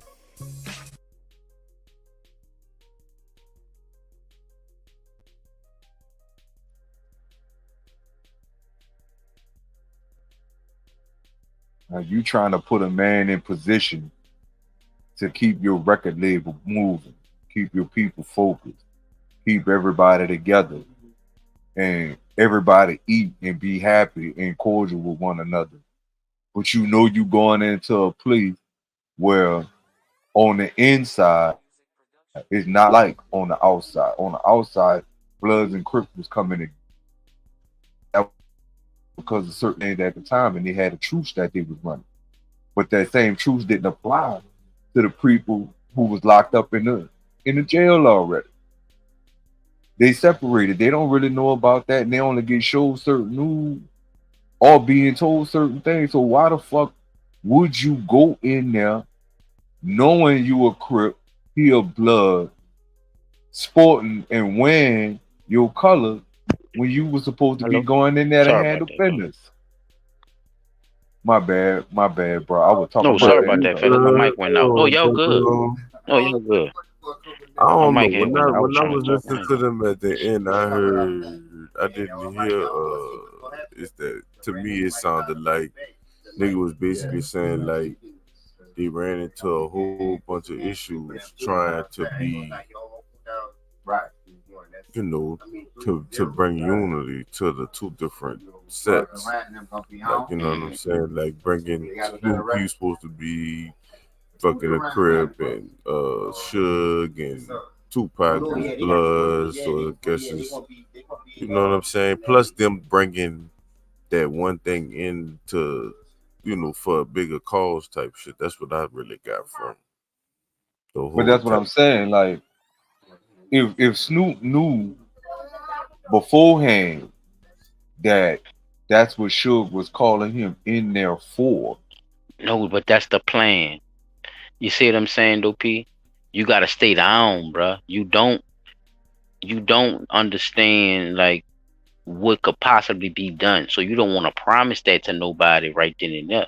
Cause remember, we just getting this shit started. It's the foundation of it. But let's say this shit working the way it's working. We done got Tupac, man. Our fucking money done triple with the label. We could do more with it now. Man, look, we done made enough where I could do this for you now. I think that's what it was, P. It wasn't that he knew this from the beginning, you know, because everything started off as an idea, bro. You know, you don't really know you could actually do all that shit right then and there to tell him that, hey, man, when I get up on my feet, I'm gonna give you a whole you know, I'm gonna be the distribution, and you gonna, you know. He looking at that shit a total different way, you know. Cause he started from being a security guard. He just started talking for himself and saying, "Hey man, yeah, I want to start a label, and, you know, get my guy, sign to me." Yeah. He just went to started marketing himself like that. So sometimes it don't go like that, but that's a part of the staying down part and the jealousy thing. I think Suge was trying to say too. Snoop started being jealous of Tupac because his fame and his limelight that he already came with versus no, I'm talking about Tupac versus Snoop limelight that he had with Death Row. So it's like having a light and you putting extra light on the light. So you're gonna outshine everything that's already lit. You see what I'm saying? It's like you know you put an extra on it. Excuse me. And when things coming up to Snoop, he felt like he probably wasn't gonna get the recognition that he was gonna get. But at the same time, you could tell he really wasn't listening to what was really going on in hip hop at the time, because that shit wasn't just in the motherfucking West Coast and East Coast, nigga. This was around the time where down south was getting a lot of this shit, and we fuck with we you. started making right. We was fucking with Tupac too, and when we saw y'all niggas do that motherfucking ain't nothing but a gangsta party. Oh yeah, nigga. I said, man, what the fuck going, nigga? It was over. It was over. You right.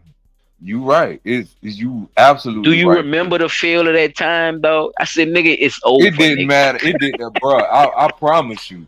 That and I'm young as a motherfucker. Bro, I'm telling you, motherfuckers, like it's a party, no matter. Picture perfect. I'm just saying the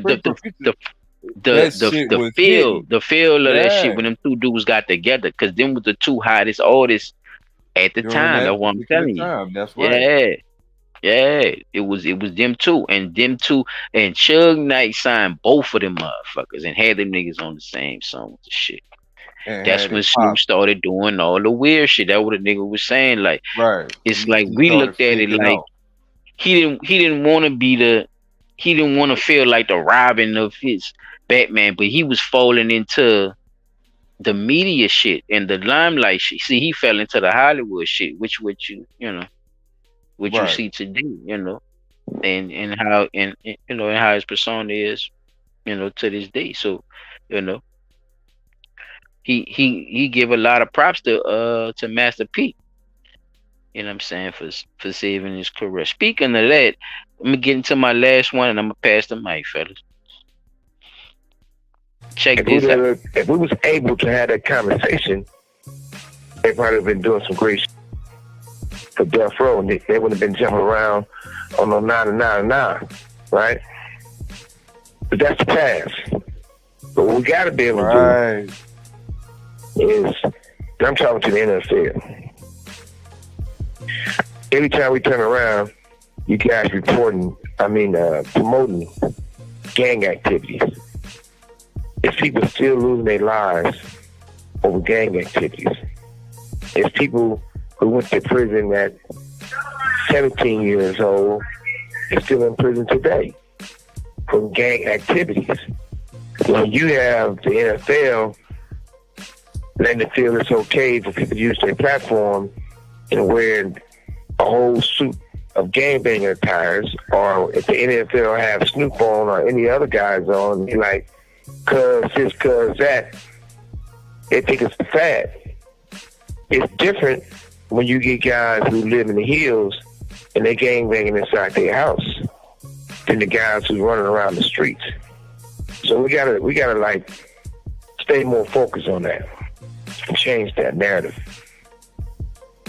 But most of all, like I said, when I went to jail in '96, a lot of people stepped up and they were doing what they need to do for death row. I appreciate that. Did a lot of people take it differently? I'm quite sure they did. They probably did things that they thought I would do, but I wasn't the same person in the same state of mind that I was when I was a young person. So that being said, once death row was successful, I enjoyed everybody on death row. My artist was happy. Everybody had money. Nobody had nothing to be mad about. So I had a homie named Rick James. Well, Rick James was like, man, I talked to the feds. They said, long as ain't nobody's going on, they can't fuck with you. Otherwise, he was giving me a heads up. So I was focused on enjoying death row and making death row a distributor one day.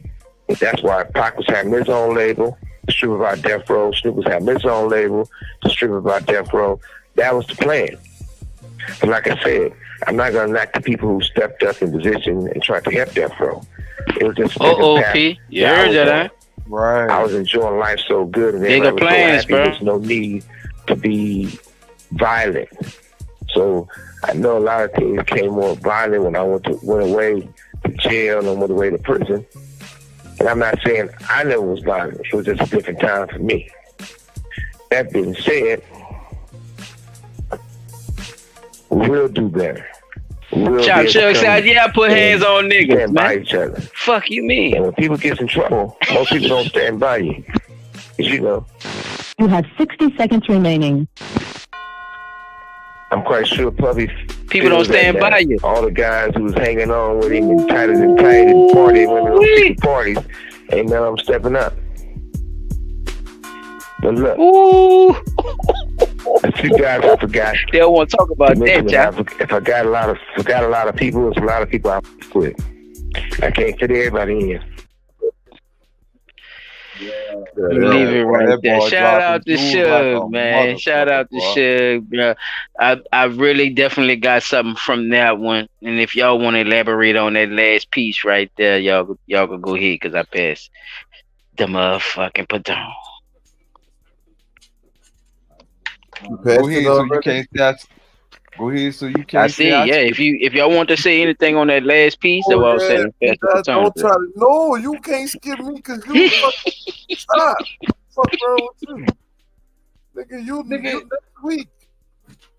You start next week, so you go what?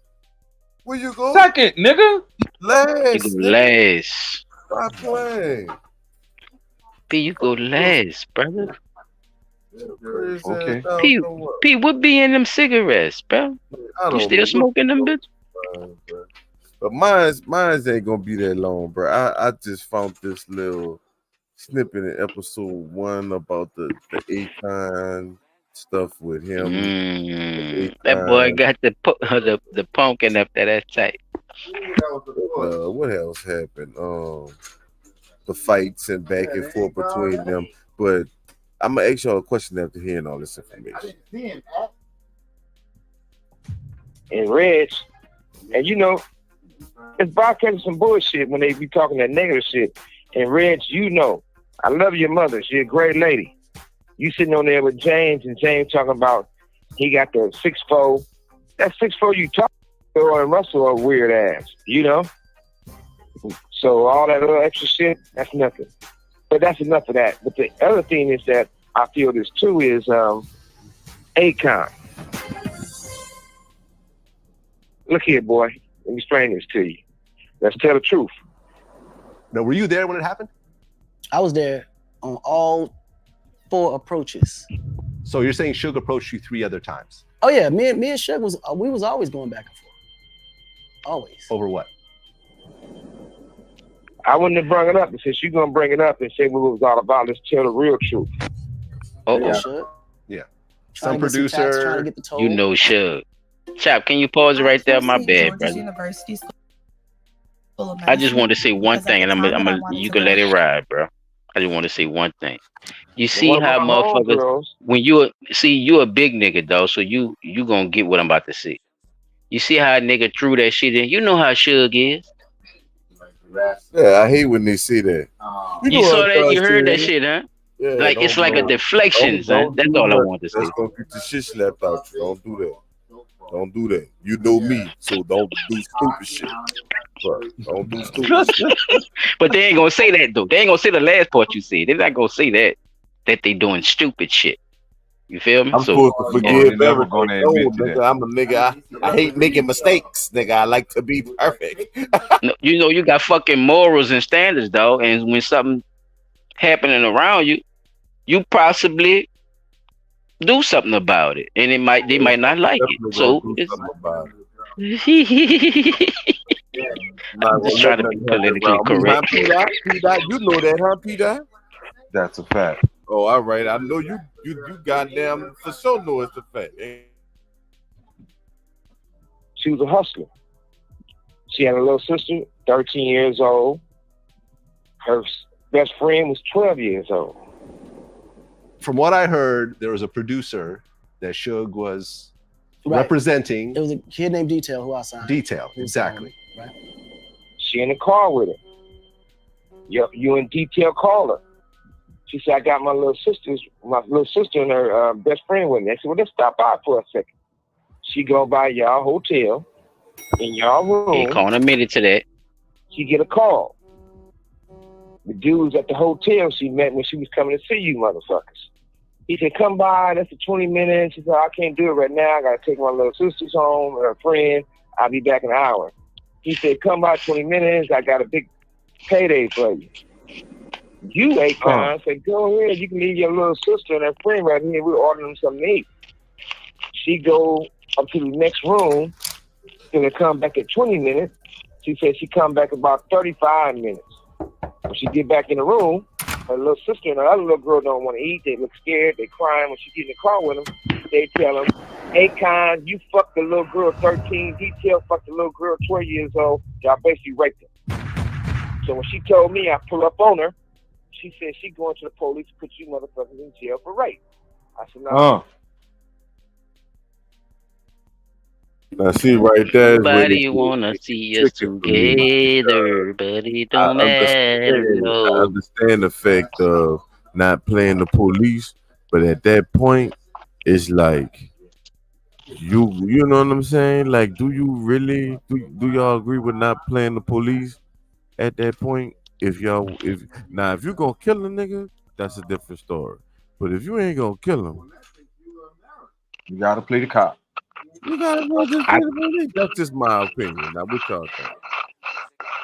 Me, I think you looking at it more like a civilian rather than what the shit he tied up into. He thinking he run shit like that, child, where he could just, handle shit on their own and, get a couple of people to get this nigga off him. But Suge didn't understand that Akon is tied with them people, right? He got friends that's in higher ups, that all he got to do is just, keep this phone call right quick. Yeah, just keep this persona going on, because remember, everybody we're talking about What's the allegations, fellas? The allegations was rape. Pedophilia. Yeah. Pedophilia, right. Yeah, rape. You're right. Rape on a little girl, right? Underage. So, and they've been going through the whole government to try to cover all this up, fellas. Y'all know this. So, Akon is doing big things in Africa. Yeah. I won't do the telling on the police, motherfucker, deal with it. I promise you that. So I was trying to catch you motherfuckers about that situation. So Josh said, yo, we can go to the bathroom if you could fight. We could fight. And he said, at that point, Suge was like, motherfucker, I don't fight. I'll have your mother killed. I'll have your whole family killed. I'll have... And Josh said he just had enough at that point. Now, you want to turn around and act like, oh, one of your homeboys knocked me out. Well, that didn't happen. Yeah, nigga swung. That ain't shit. I get there, get at y'all. I'm with my girl and the bitch. Y'all got about 20 motherfuckers with you. Akon, you went and got the police. The police got on me. Nobody said nothing till the police got there. He swung. The police tased me like I had all kind of shit. They took forever to get the shit off me. All in the wire tasing shit. I didn't trip. No harm, no foul. I didn't say shit. You shouldn't say shit. I tell you, I need to holler at him and holler at you. See what I'm saying, Chuck? Y'all playing these games and ducking. They tell me, y'all up there with Chris Brown. I pull up there with a bitch. There's 20 of you motherfuckers. I get out. I holler at nephew. Tell him I'll catch him later. Fired on your motherfucking brother. Chipped his motherfucking tooth. He fell to the ground, get up running, and take off running. And the rest of y'all ran. That's the end of that. So a chomo ass motherfucker don't get to putting off stories if you know the truth.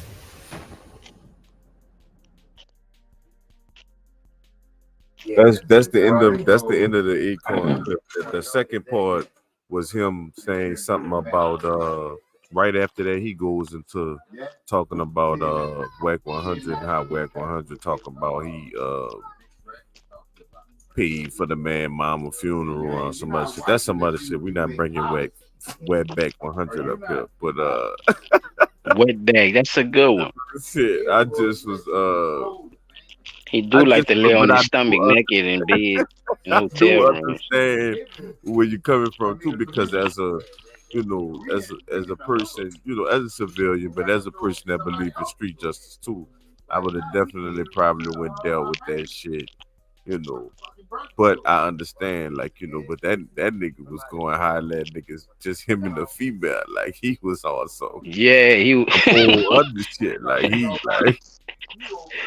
because that's how much he was really respected, because he was Chop, Brad, you don't get that type of respect without doing nothing for nobody. That's what I'm saying. Yeah. Right. In the way they making him seem like as if he was the big bad wolf, he was the villain, but he was doing shit like this though. Right. Stopping niggas from raping girls. That's what. Think about what they was getting on Pac about. Think about the same situation. Standing up for themselves, for just being a man and what you believe in and shit like that. Dog. These motherfuckers make you seem like you whatever to the media because they could pay these people off because they in bed with the people who control the media, and they have these little what they call them freak offs and shit with each other and shit, and they get together and they can conjurate shit. And why they had to lock Suge up, man. Suge would have been exposed to all that shit, man. You can't let no big ass nigga like Suge be around no freak off, man. Think about it, especially a person of his caliber and reputation. Man, what the bro? He has so much material on everybody, bro. He'll take over the whole industry. That's what I'm saying. As he looked like he was about to with the Tupac situation. Man, Pimp C exposed them niggas too. Remember when Pimp C came out and said, "Man, y'all niggas need to come out the closet. Y'all pausing in the pussy population. You're pausing in the pussy population. You're pitching and you're pitching and you're catching." My nigga said you're pitching and you're catching out here. You're lying, nigga. But that's all I really had. That little That's what's spot out, right chap. there. That's Ain't got too E. much. Cone, bruh. What happened to those allegations, huh? E. Cone. That's why that nigga See? left the country. See, we just talked about it too, though. Them people could erase that shit, man. Akon got them ends, boy. Anytime you decide you, Akon got them so ends. that Man. kind of make me realize why that motherfucker said he gonna run for president over there in fucking was it Haiti or Jamaica or some shit like that? The people like, no, no, nigga, you is not about to become president over here. Get the fuck away from here with that shit. They heard about what you did them little girls. Not to change subjects, bro, but it's still about to go down in Haiti. It's still going down in Haiti. I meant to say, yeah, man. Still going down, okay. Yeah, bro, we gonna have to do a Damn, I just switched to my third one of these device. good I weeks. got We gonna this have to shit. do an update. I want this y'all to see my camera. Y'all can see my thing right quick. I can see I'm you. really on this oh, look at this. Yeah, we yeah. Oh, that's what's up. Low screen. All kind of shit trying to hooked get up. it together. Bro. This on my baby. Somebody did him something. Oh, he got 3 of them, right. bitches. Yeah, boy. So look, this is the crazy thing. All y'all stuff done led up to we done talked about the jealousy and the hate. We done talked about the being a stand-up man, being honest, doing right by people. And now we about to talk about loyalty versus being stupid. And quite honestly, all that he That's a just good talked about, all that he loyalty just and talked being about, stupid. Yeah, bro, I think that's what led to this one, cause bro, I had to watch this shit like maybe 3 times to fully understand where he was coming from, and I'm not gonna take up too much because time. where is the line though, right, of being loyal and just being fucking stupid? Where is that line at? Because it can fall into that because they call it naive. They call it being naive. And what's crazy is, bro, it's the very thing. That just like that movie Thin Line, it's a very thin line between just being loyal and being stupid, because the shit that he was going through at the time, he was being loyal. But then he thought about it. That was the like him wanting to be loyal led to him doing stupid shit. So check this out. Tell me what y'all think. Man, getting past the holidays. So check this out. What's up? You're going to have a platform. If you don't do things to make it where other people can learn from your platform, you become like the, crackhead Whitney Williams, whoever the name is, 2024, That's hilarious. That's been said. It's a big blunt difference talk between loyalty and stupid. And I'll be first to admit, a lot of times I was showing somebody loyalty or showing loyalty to certain situations. I was really being stupid as a muff. I got shot in Miami at the Short Club. I'm up behind the homeboy. My PO them used to be all over me. One of the reasons why my PO was all on me is I had 2 of them instead of 1. And then parole office I was going to, 3 or 4 of those guys that was parole officers, basically cops, they did security for Snoop. So I was a conflict. So they was always trying to cross me up, come out my spots and all that type of stuff. And then instead of me like putting it on the table, I didn't want to put it on the table, even though I probably wouldn't have got violated a few times for not doing nothing. But I was loyal to the code that we fell up under. But that really was stupid because they was police trying to cross me up and make sure I got violated twice or nothing. Then, when you look at it, I remember one time they was doing the Vibe Awards, right? Pivotal point coming up. So they was going to give Andre an award. We came here tonight to honor somebody that I love and I respect most of us. Dr. Dre. Took off almost stacking up 3 or 4 times, you know? Yeah, the front line when the shit jump off. Like, I wish these would try to rush me with these church shoes on.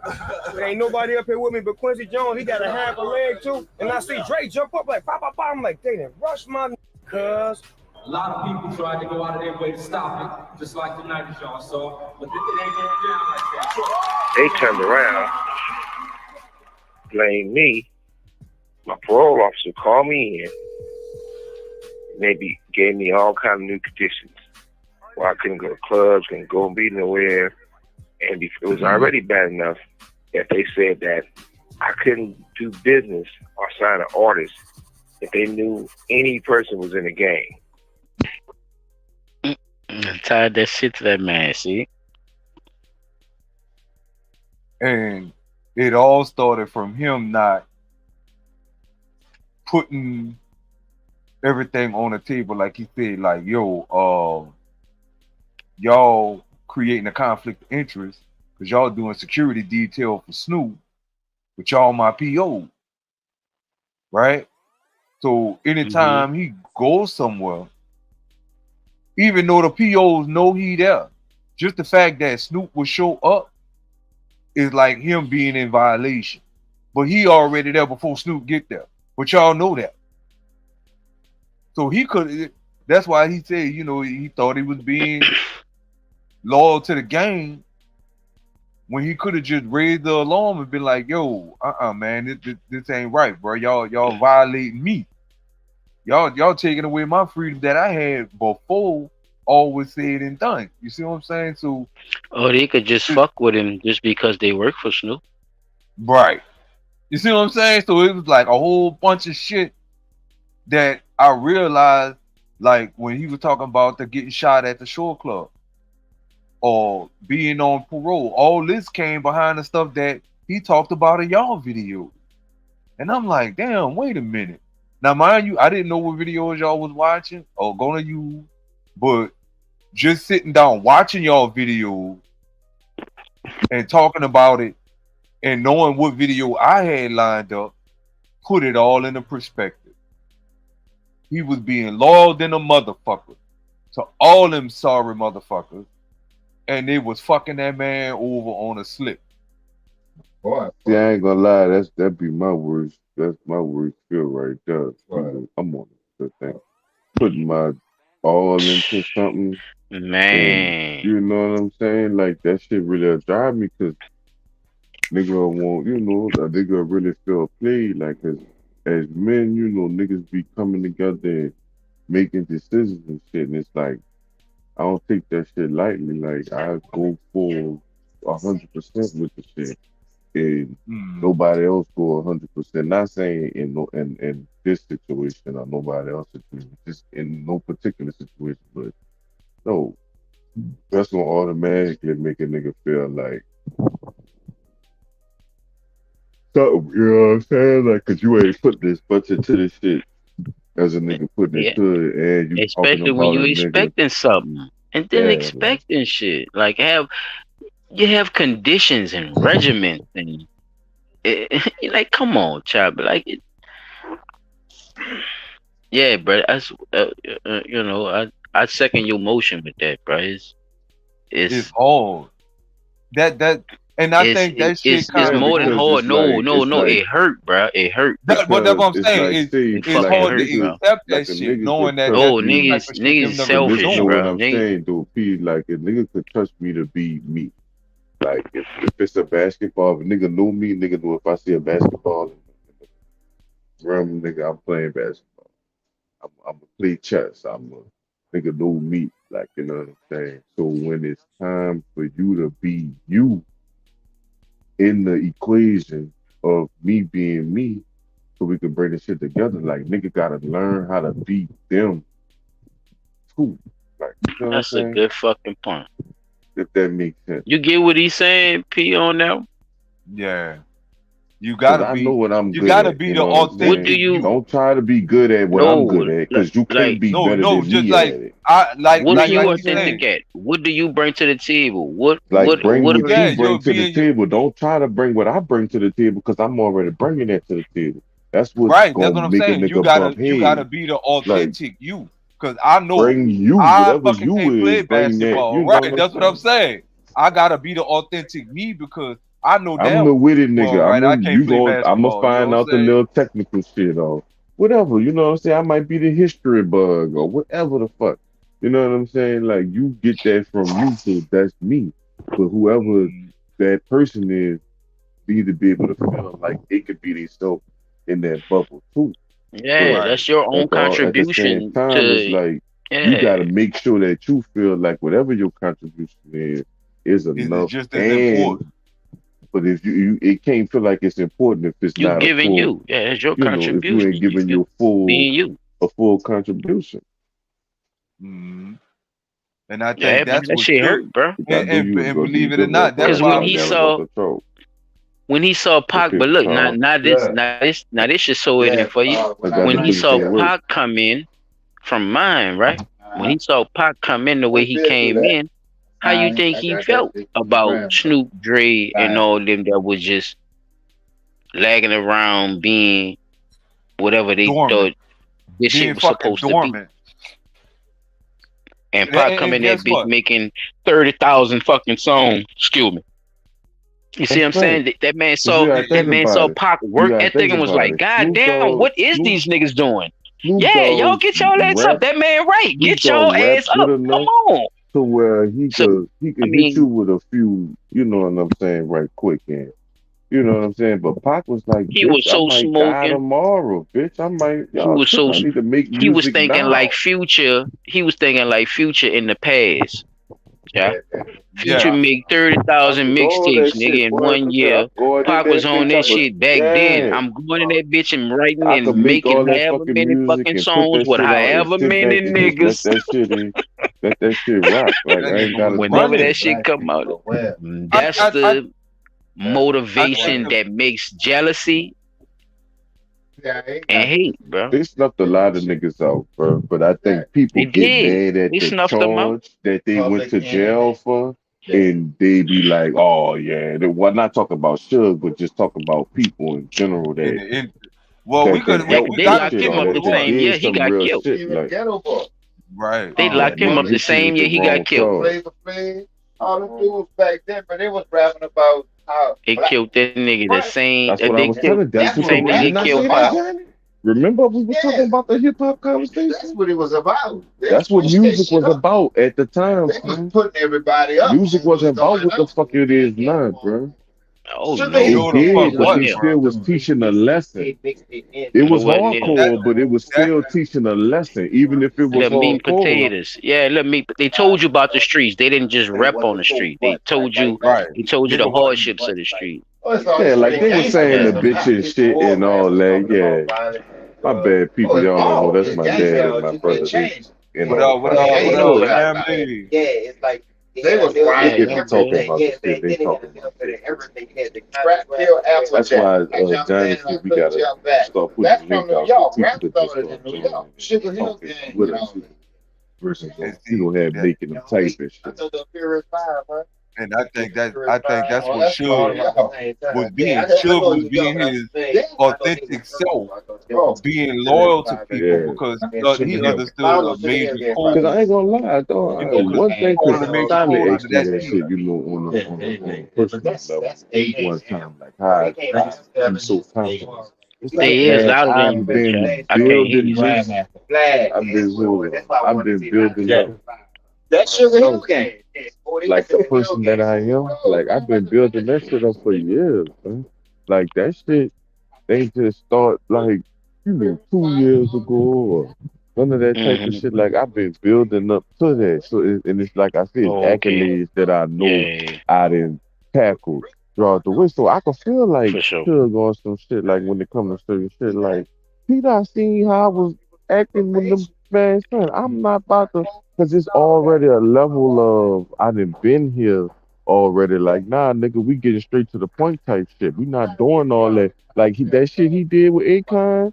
I Right. respect the man. You know what I'm I saying? But guess respected that what? too, cause I was I about to ask respect you, the is that fuck the first actor. time you hearing his side of this shit? Is your No, first time no. I heard this shit hearing his side of it? before. I honestly heard something Okay. about the shit before. But my No, thing not Yeah, I that. didn't I'm is, know. saying his side. I'm saying Suge's side of it. Is this your first time hearing no, his side no. of Yeah. I would definitely it? say Okay. yeah. Like Okay. verbally Okay. hearing it. Like I see, I Because rewatched that same because the episode media since told I, it the way Suge was not Suge, the media told it the way Akon was saying it too. of And course, that's what kind because of threw me. Acorn Yeah, is yeah, the it threw me African. off. Acorn the African. Yeah, See? fucking You right. see, Chop stupid. Uh, Chop I'm saw that shit sorry. like a sniper. Right. That Acorn nigga, the African. that nigga was a Ghost Rico. I forgot this nigga used to play Ghost Rico. Oh My bad. yeah. If you could kill Acorn right now, do something to Acorn, they gonna get that nigga a holiday. They gonna mark him on the calendar. And he put gonna that have nigga. it's gonna be Akon He holiday got a around this statue. bitch. Stop He playing, got a man. statue in Africa Locked somewhere. up, they won't let Man, me That's fuck. a out. damn Acorn shame. brought lights back to Africa, bitch. Like Africa ain't got lights. They Mhm. got so who put the lights in the hotels and shit that they Damn. got out there? Don't do him that. Chop, they My got marble bad, man. flows way out there. Man, they Yeah, Mm-mm-mm. got this motherfucker houses African in mountains with fucking sights like the sights, nigga. Yeah, bro. Yeah, bro. Your wife, the panty droppers. That's what they call Different. that type of shit. That's panty drop. Walking Yeah, straight out there, they got the pool over the they fucking talking about the, they talking about white Africa. the mountains and The, shit. yeah, the mountains and shit is the real Africa. That's the Nubian Africa, nigga. Shit. They used to go into the white Africa and shit. Ethiopia some fucking well, nigga. Fuck. Right, man. And I ain't gonna lie, another That thing shit different. is a lot of people doubt me. Like that's another thing keep me in that boat because everything they doubted I would do, I done. You know what I'm saying? Like so it's like I already done set it up the naysayers too when it comes to shit because I wasn't supposed to be here, bro. I'm supposed to be dead or in jail. They said I wasn't gonna make it 13, Statistics. That's 16, right. 18, Supposed to be all 21, that cash money shit. 25. I'm supposed to be dead. You hear me? I'm supposed to have more charges. I got pulled over by the police. Police say, nigga, you 16 and you ain't got no charges? He said, God damn, like you ain't got no armed robbery, no attempt murder, no That's a murder, no damn nothing. shame. I said, That's child abuse. God damn, bro. That I nigga said, I'm say just 16. going to the store, Mr. Ain't the way Officer, it was. with It my said that money that's what he that think. I work That's the for. You know what I'm saying? As a 16-year-old little boy that standard. I had my ID Yeah, in a fucking wallet. police. I had a fresh ass Brooklyn Express outfit on. That's what fucked him up. I was fresh. And it's like, ain't no fucking way this nigga fresh. He ain't selling no drugs. He ain't, you know what I'm saying? I was fresh as a youngster. And he seen that. All I was going through was get 2 cookies and the fucking 2 juices. That's it. That's how my head went to jail. That's all I was going to get. I wasn't going to get no black. I wasn't going to get no cigarettes. I wasn't going to get no Fresh as a fucking Black and motherfucker. Mild. I was going to get 2 Lil Debbie. If you a real nigga, you know Lil Debbie used to have the 2 single cookies in the pack. You heard me? Them bitches used to be rolling. Like I don't know what the fuck they used to do to them cookies, but them bitches was good. And I would buy them bitches by the pack, the 2-pack. You hear me? Like, man, stop playing. That's all I was going to get in the real rainbow juices, not that shit that they got now. Whatever that is they got now, ain't there? Yeah, no, the real rainbow juices, the 50-cent juices, man. Stop playing. That's what I was going to get from the Spruce Street store, from on Spruce and Don T. You hear me? In the 17th, like that shit crazy. Like I wasn't doing nothing. Them niggas thought I was a whole gangster. They always doubted me, son. Even in, you know what I'm saying? You graduate, then it's like, oh, we will put all the pressure on you. Something else. Get a job, nigga. Get a job. Like, damn, you got a job? Go to college. fuck out. Get your fucking ass out of space, nigga. Fuck. Get on my fucking nerve. Oh, achieving ass nigga. The fuck wrong with you achieving and shit? Fuck wrong with Fuck, you, nigga? man. How you keep figuring this shit out? Like, what the fuck? Like, nah, bitch, you ain't about to tell me I can't do nothing. That's why, I feel like I could be on some shit. Like, yeah, I'm telling you, son. Nigga can't tell me you can't get nothing done. If you give me the right tools, don't tell me it can't get done. I don't want to hear that. Y'all tell me this ain't funny. Come back with duty attitude. I done went to space. I done came back. Now what you want me to do? Oh Lord. Nigga, go to Russia and learn Stop arithmetic. fucking playing. Get past that fucking ice I done wall. did that Do too.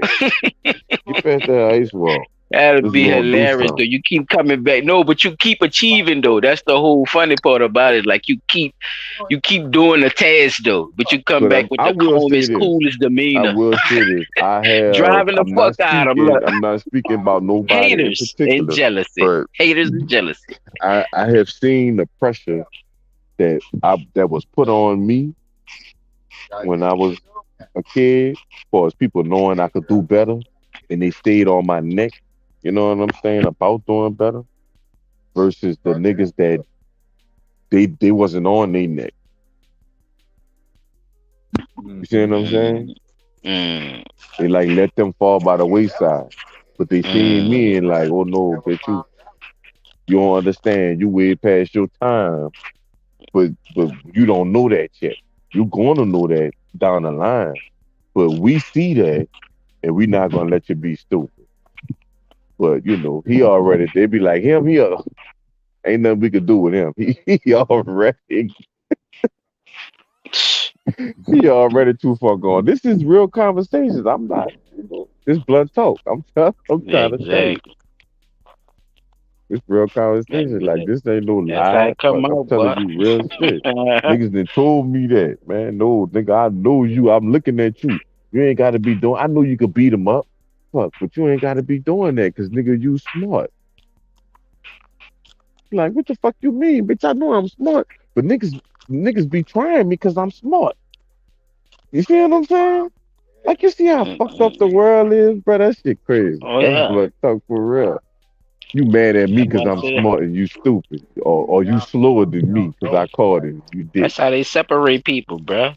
Big, tall, fat, skinny, Short, black, white. Yeah. Short, tall. Right? Yeah. But guess what? What the motherfucker tell you when they really beat a motherfucker? It's in your heart. Yeah, I been start fighting with my It's heart. your I started fighting with determination. my mind. That shit over It's with. your It's mind determination, fighting man. now. Fighting with my mind all the way. Cause my heart, that's fucking middle school, ninth grade, high school fight. Nigga, once you get to 10th grade and up, you gotta start using your fucking mind. Yeah, because if you ain't fighting Better with your start mind, Devontae Davis in the ass instead of Brian Garcia in that shit. Or Man, you better Devin get on Haney that in that shit. ayahuasca and get your ass on that ayahuasca and beat the shit out of nigga. Get on that crocodile and eat a nigga Come face. on, man. Why That's how boxers I don't feel. learn Chinese kung fu and shit? Nigga say I don't know karate, but I know karate. Boy, if I was a boxer, them bitches would be mad. It's because I'm gonna learn all them different styles, and I'm gonna use that shit in the boxing ring. Get the fuck out of here. Think about it. Nobody never did that.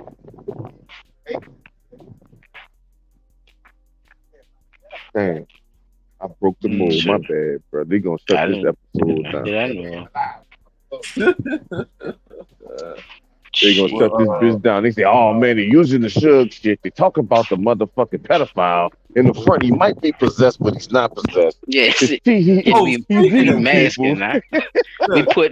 We putting socks and shit on it. That's how we still talking about it. He's Y'all eating ain't gonna people. stop We don't know this. what the fuck. He's outside screaming for a 6-year-old. I mean, for a Come on, 12-year-old, but he man. want a 6-year-old. Man, shit. We can't They stop and talking we about the won't stop. government doing the shootout. The fuck? It's one episode. Not on duty. That's what the IRS. Nigga see the IRS, bitch. That's what the feds said. Not on duty. Not on duty. Yes, Fuck y'all indeed. think y'all know. Y'all ain't about to tell all that truth.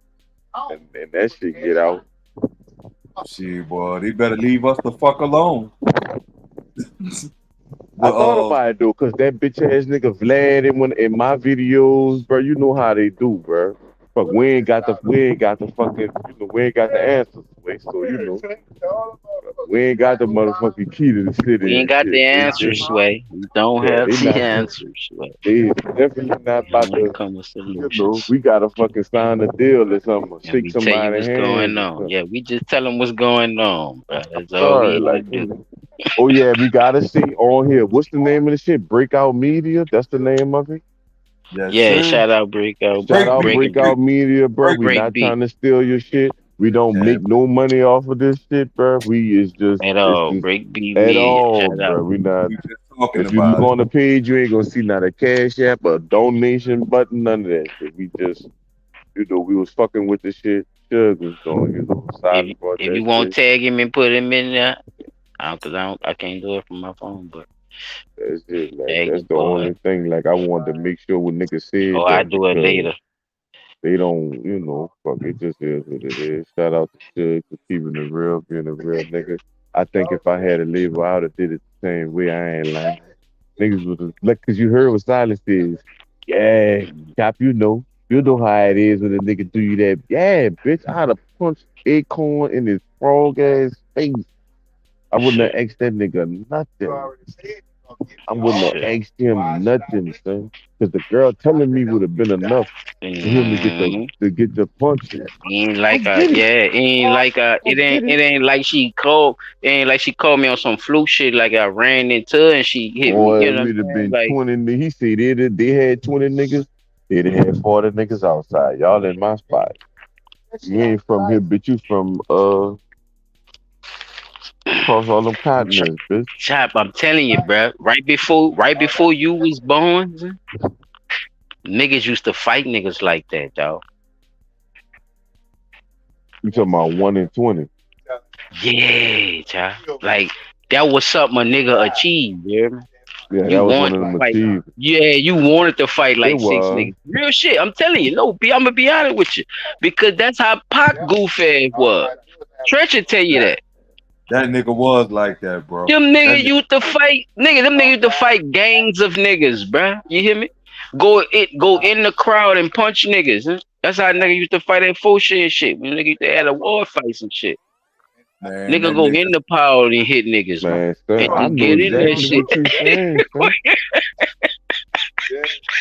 I remember one You day come my out that partner bitch brother like a against the whole warrior. fucking Florida in that bitch, you heard?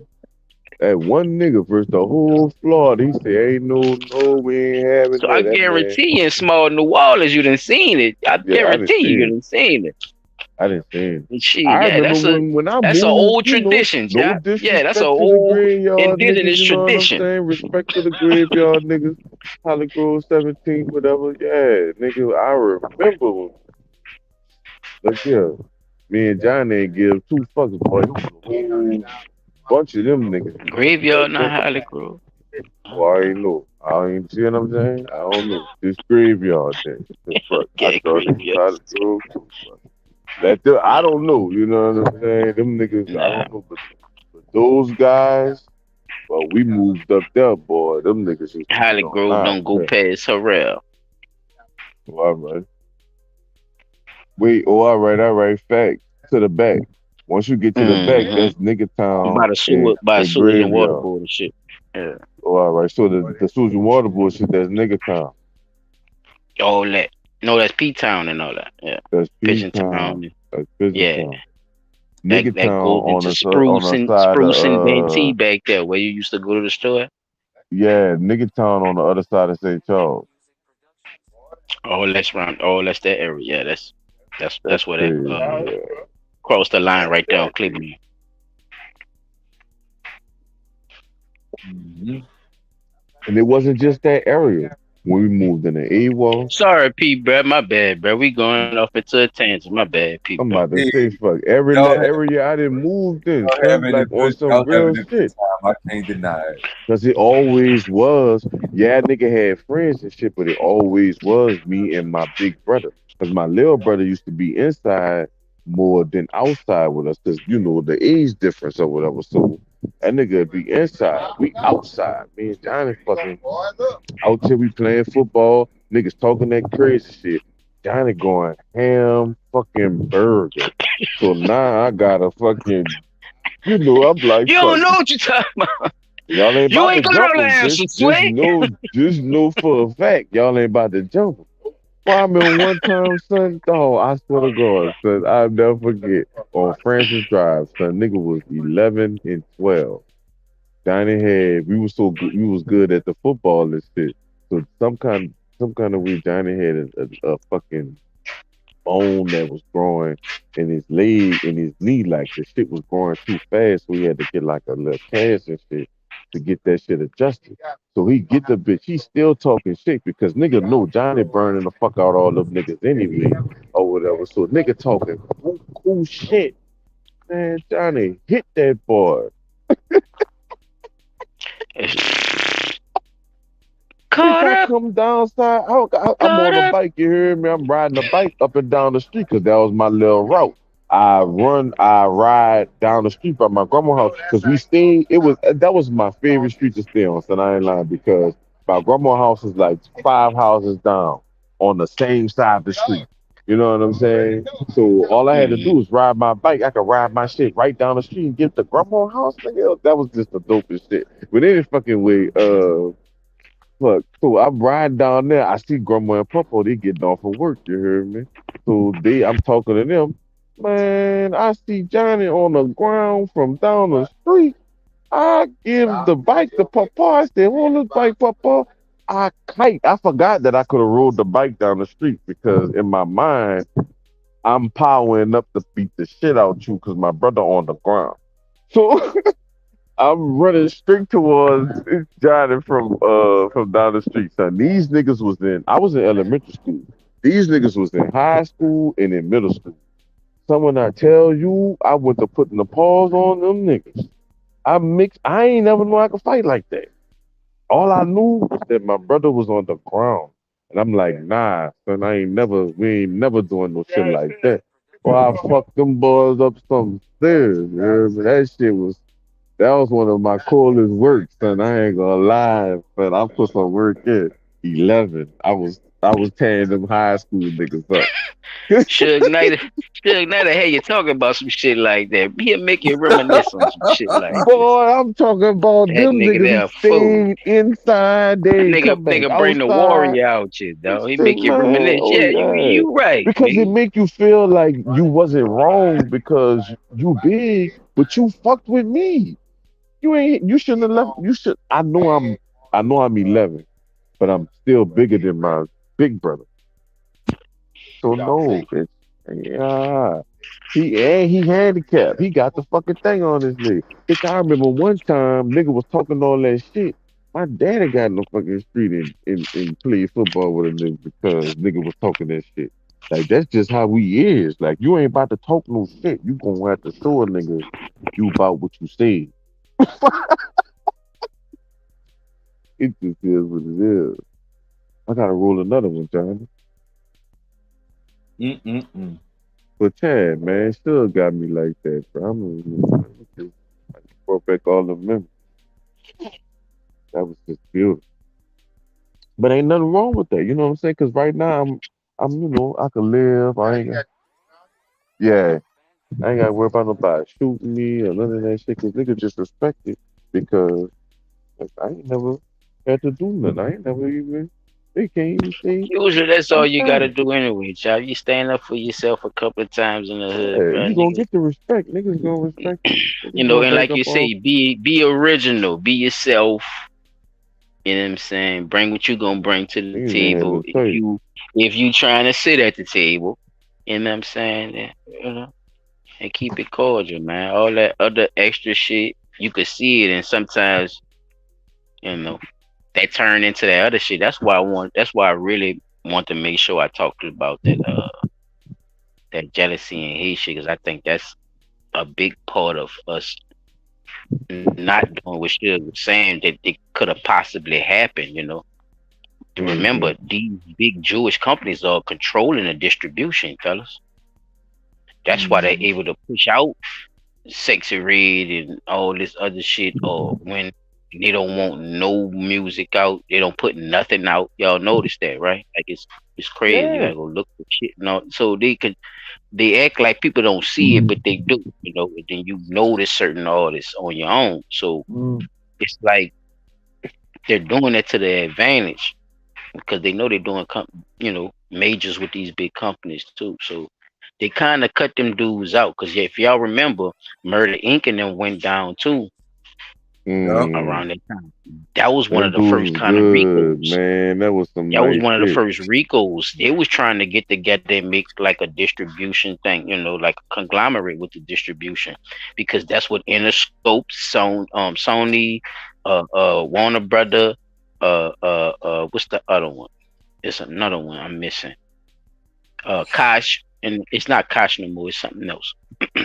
Yeah, I heard what he said It's about something Cox. They fucked Universal. Cox had fucked over a nigga too, though. That was Sign some Cash bitch Money ass in shit. Cox. Yeah, the Interscope, because Koch with what I'm saying, Koch is Universal in them, chat.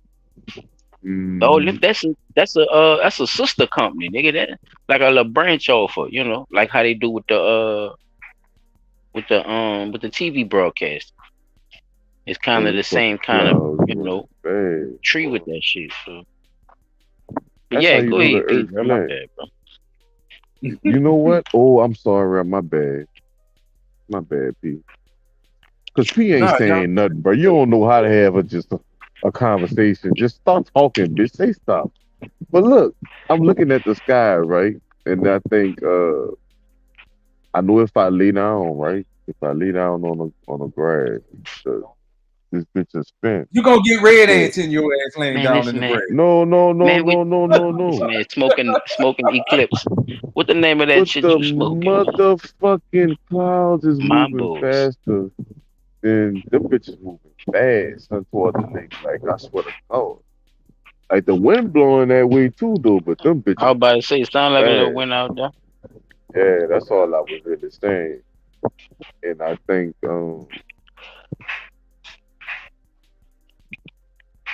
they're not moving in a circle, like, you know what I'm saying? Man, let this man finish, man. Cause he ain't gonna say nothing. It was impossible. P, go ahead, P, Like a lot of bro. artists I had ended up going. Get your point out or something, bro. Come on, P, bro. I'm trying to fucking start it off, P. But you introduce it first, bro. Cause you Wait, I can't thought just he start it, cause introduced it nobody don't know where we already. at. What you about to show us right now? We at the point where he about to start Give us a talking. repeat, yeah. Well, you going saw how back? you said. No, I ain't going back. We at the point now where he starts getting into the detail about all the things that he was doing for people while being loyal.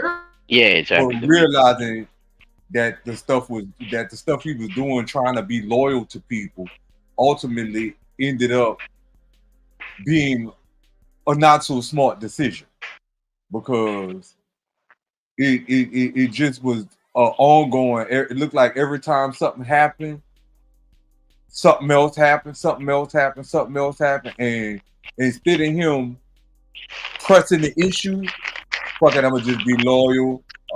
I'm not gonna really, put no muscle behind it like he normally would or nothing like that. And it just kept leading to other shit that was disappointing him and making him feel stupid. You know what I'm saying? He, in his mind, that was stupid on him, but at the end of the day, he was just being a real good, loyal, stand-up person. And these are the situations that came about. So check them out. If they knew any person was in the game, which was impossible. So like a lot of artists I had ended up going, they told me to send the Interscope. I should have put my foot down, but once again, I was stupid when I didn't. So when all the publicists you heard on those albums under Suge publishing, it says that in writing.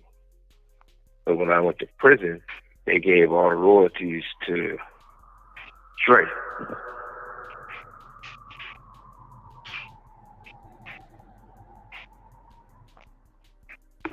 When I got shot at the Shore Club Explain that in to me. Miami, How he got the royalties? Because it was the deal that a deal that went down with Interscope that the royalties were supposed to go to him, but because he went to jail behind that shit, It where he got forfeited shot, and it went to Dre. they gave it to Dre.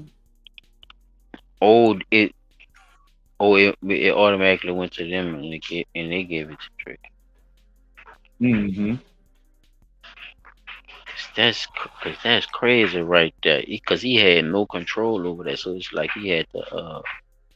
And that was the we were thing just about, talking about Interscope too, though. That's crazy. Okay. right. That's Go what I'm ahead. saying. All this shit that he was talking about in the videos y'all showed led to him talking about this, which is why he said he was being loyal but being stupid at the same time. Because the night that he Thought got them shot people, in the leg, the night he got shot in the leg, he was going there to holler at Kanye and wind up getting shot there, which the shooting had nothing to do with him. And they wind up bringing this man to jail again. I'm like, damn. This is that's why I say these situations that he was in was so fucked up. It really had nothing to do with him. the first thing they did was handcuff me to take me to jail. So I was in the club and I was on parole. They was gonna call my PO. I just had got off parole maybe 2 days before that. It was a real nice lady, a nurse, grabbed me by the shoulders, like, it's all right, just don't bleed out. They went crazy on that lady and blew her out. They ended up suing me, I ended up suing them, the lawyers going at it. So when we went to Miami to try to settle it, I walked to the room, Kanye was there, I was like, hey, let me holler at you, because I ain't gonna let these Miami lawyers be suing you. I'm making release you out the lawsuit, even though they started it. They said he can't talk to me. I said, yeah, white boys don't tell Kanye what to do. Kanye said he couldn't talk to me because they said so. At the same time, when we was getting this thing started, the dude who owns Tequila Company and his wife is a model and all that shit, right? All these people wrote letters and they read the letters. They letters was, they people, different people. They was like, well, Suge Knight is a nigga. A gang-banging nigga at that. He a Crip. I was so not focused on what they were saying about being stupid, I got more mad at the fact they called me a Crip than they was calling me a nigga. They used the word nigga and said they didn't want to give niggas no money. So that's how that went.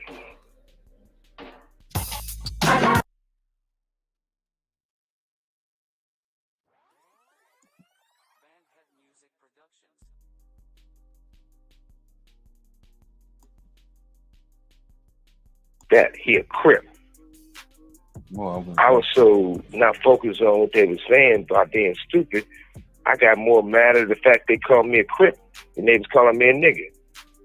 They used the word nigga and said they didn't want to give niggas no money. Mm-hmm. So that's how that went. That's important right there, fellas. That's very important right there. Go to show you the mental brainwashing. And the thing that he was trying to in give your own Kanye neighborhood. And to Oh, you talking about the Kanye thing? I'm talking about him feeling played about them calling him a nigga. The gang, the gang shit. You see what I'm saying? But what ultimately led to that was he was trying to sue the club for him getting shot, right? Because even though he was on parole and at the club, how did the gun get into the club if you got security there to make sure nobody gets in with a gun? So he trying to sue the club for damages And when they get the lawyers together, he Suge Knight. He big. He can't sue nobody, man. I don't see why not. Because guess what? That shit happened to him I more just than once. told you. I'm gonna say it like Kanye. I just told you. He big, man. He's a big nigga, so he not supposed to be able to sue nobody. He supposed to be able to handle himself. Yeah, I'm gonna take a bullet in your club and not sue you. Yep. Shit. Ain't that Now something? if that man would have came back on some humbug shit, y'all have wanted to sue him. You see what I'm saying? He trying to do shit. You already given him that title for being a gangbanger. Being all that, right? That's why you thinking he should be able to take bullets and shit in a club. Right. That's what I'm saying, man. It's weird, bro. So he was trying to give Kanye a heads up and let Kanye know, hey, bro, I'm not even trying to sue you. My lawyer's trying to sue you. I don't want them to sue you. I'm just trying to sue the club. Because really and truly, you being at the club and the club is two different things. But being that I was there coming to the club basically at your behest, they want to sue you too. So I'm trying to step ahead of them and say, hey, listen, I want to sit down with Kanye and we could talk about this, and I want Kanye to not be involved in a lawsuit. And sometimes people don't want you to handle their business and shit. So sometimes you just gotta let them be. I think Suge was just telling the part where he was seeing a young black brother getting influenced by them people when he should have been listening to him. Right. You know what I'm saying? That shit definitely got deep. Yeah.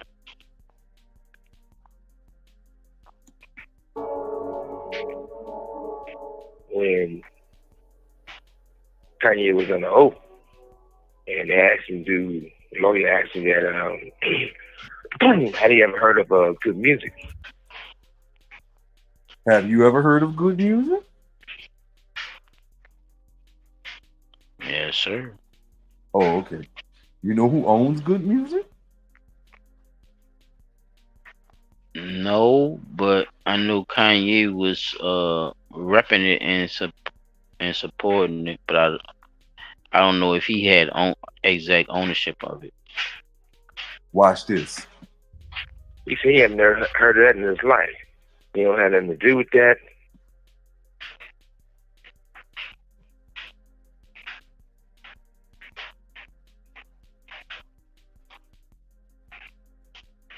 Boom.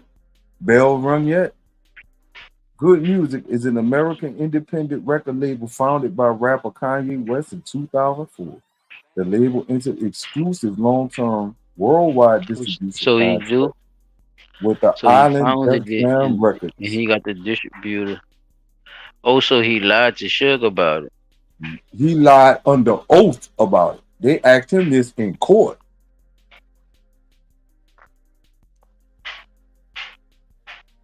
He said he never heard when the lawyers asked him under oath, had he ever heard of good music? Kanye said under oath he had never heard of that in his life. Here's the paperwork to prove it. Ain't that about a bitch?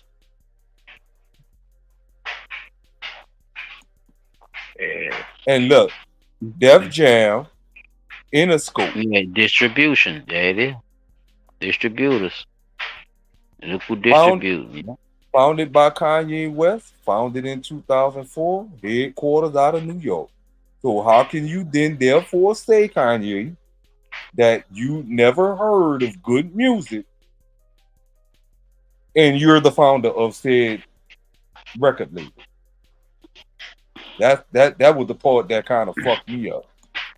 Knowing that you would rather them distribute your shit rather than letting Suge and distribute your shit. I don't know. And I don't even think it was about Suge being the distributor at that time. Even though that's what he was talking about. Not at that time. That's what I'm saying. I'm talking about the future of all these people making these decisions. You know, like right. It's Yeah, like I why? thought it was a trick question. I thought niggas knew. I thought niggas knew good music was Kanye. No, I only found that out watching this video. I didn't even know they had a record I label went called along Good with it. Music. I'm trying to be politically correct, Chop. I'm trying to Oh, so record you knew? music shit. So you knew? Yeah, You could have just nigga told me, busy, bro. boy. That shit ain't I'm new working on my knowledge Nigga, to music y'all. shit. nobody. That's Hey, do you know how long I've been out of the music scene, bro? One Like of for my real, I've favorite been one out of of my that favorite shit. writers on the nah, Side that of nigga. That Prince. shit started Shout like out what Side of Prince, 2004. nigga. Shout out to Side of Prince. Nigga, I've been out the music scene for Fucking, years, boy. you You alright. and Silent, the only ones trying to bring a brother back to life with the music. Fuck. You alright. You're gonna need more than a defibrillator, my nigga. Shit, a miracle from Jesus. Praise the I don't Most know who High. you gonna get it from. Praise the Most High. They ain't my business.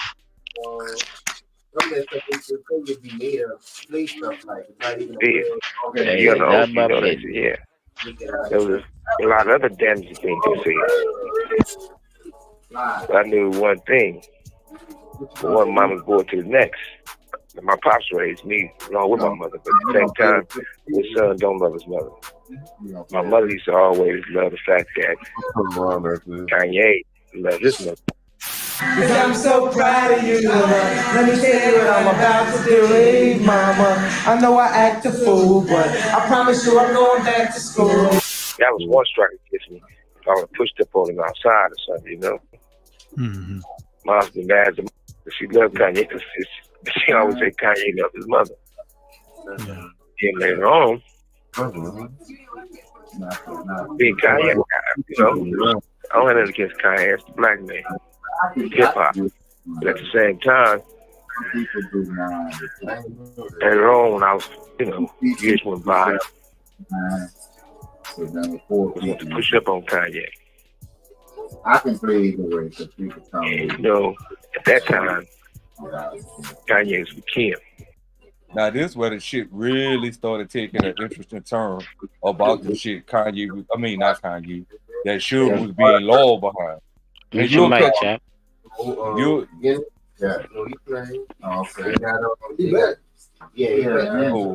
More situations.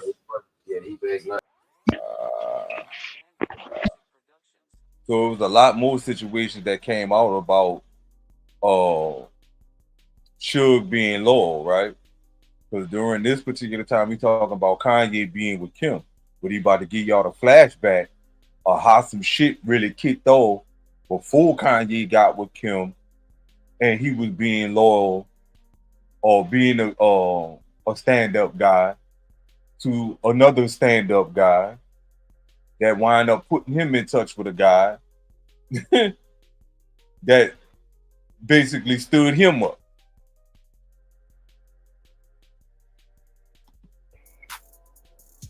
So when I was in prison, me and Johnny Cochran was real close. He said people I was like his little brother. So I'm talking to Johnny Cochran. Johnny Cochran was, yeah, I want you to call me because I got a good friend as a lawyer, and he was talking about Attorney Kardashian.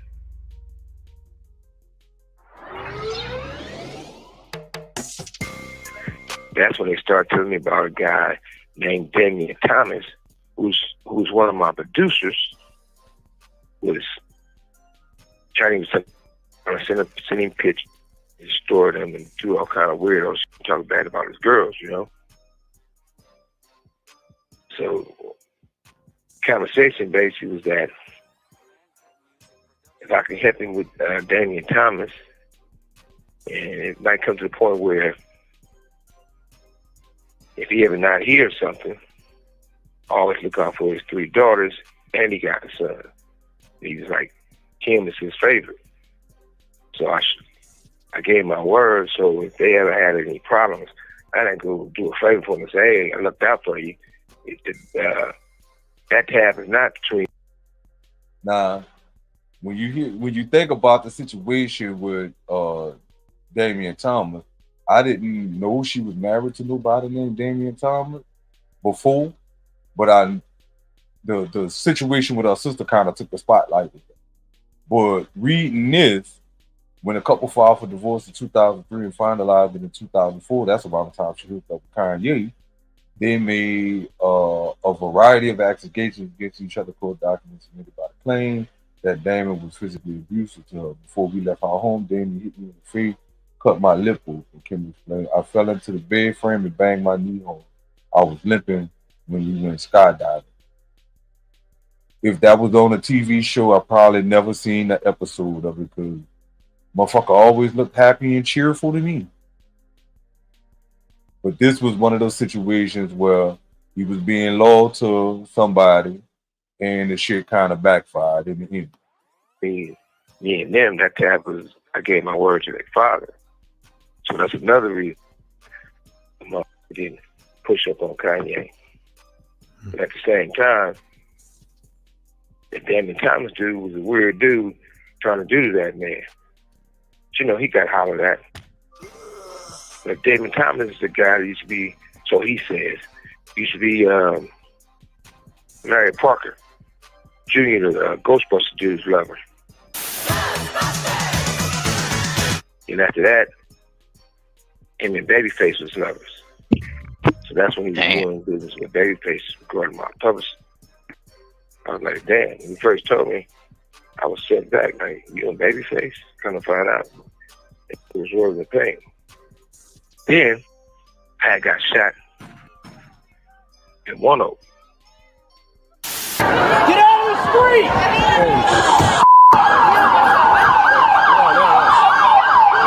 Oh, it's Suge Knight. Suge Knight.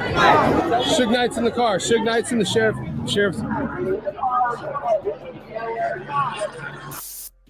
And you know, I don't never remember seeing none of this shit on the news. Not one piece of this was ever played on the news down here in the South about Suge Knight getting shot 9 times. And as big a name as it was, you would have think that we'd have heard about that shit.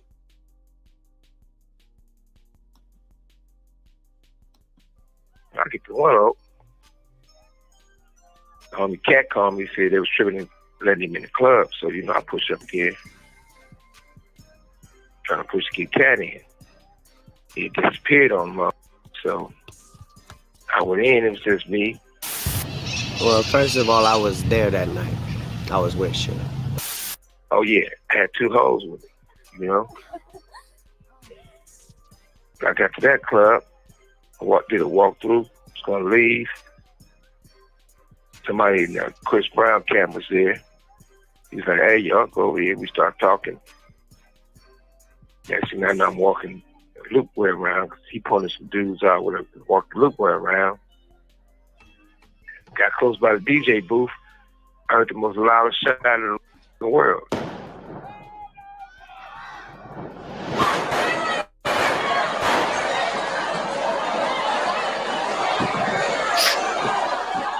I got shot in the stomach. Actually, I got shot 7 times, you know. Crazy thing about all that, when I get to custody, everybody in that incident know what happened for us in the club. They got cameras in that club. The reason why I know they got cameras in that club, one time me and Leo, Captain, the fly action dude, we was chopping it up at the table. You know, we smoking. The owner called, hand the phone to me first and say, Suge, I'm watching you smoking my club. And I started laughing. He said, hand the phone to Leo, and he told him the same shit, right? So I knew there's cameras everywhere now. Yet nobody knew who shot Suge. Well, they know, but watch this shit. But instead, not only did I get shot 7 times when I first went to base camp, I get enraged. A couple of those dudes, I said, asking about Andre. I said, the police told me he had some hands in that and me getting shot 7 times. Well, I said 6. I thought it was 7. I thought it was 6 because one of them went through my belly button. I didn't count that one, you know. But anyway, that's what they said. And now when it came to people getting sued and collecting off of that, it was a little girl was 18 years old And they said she shouldn't have been in the club, number one, because she was only 18. No fake ID, no nothing, no white girl drinking. One of the bullets, Richard Shea, they gave her $1 million. Dude, who they say allegedly was with the shooter, he got shot in the arm.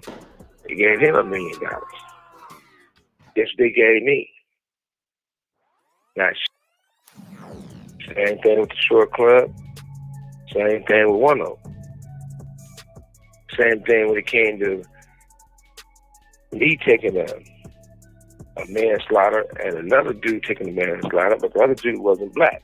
Killing Fox executive Gavin Smith, who was having an affair with his wife. He walked up to a car with his then ex-wife and Gavin Smith inside. Gavin Smith was killed, but his body was concealed for 2.5 years. Jury found him not guilty of murder, but instead guilty of manslaughter.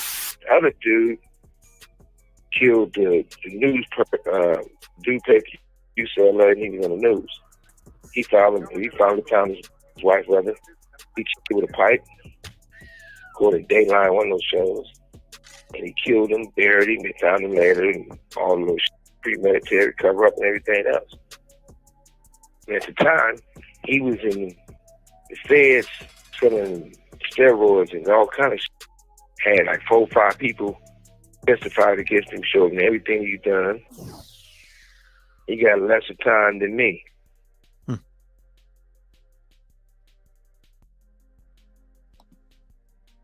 It's kind of crazy that this man went through all that fucking shit, being loyal, trying to help a motherfucker, and shit just kept happening. And it was like every time it was somebody that was a big name in the scene. Going to help Cat, going to holler at Chris Brown, or just going to One Oak. You know what I'm saying? It's like that all that shit he was doing, being a stand-up guy, not fucking over Kanye West when he had the opportunity to, because he made a promise to a lawyer about protecting Kim and the rest of her siblings, and he's like, man, and all that he was being a stand-up guy, but it was like all the shit that he was doing was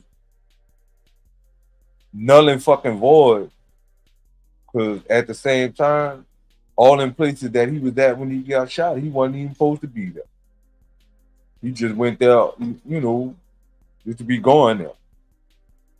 So I kind of respect what he's saying when it comes to talking about loyalty, but recognizing when a lot of the shit he was doing was stupid too.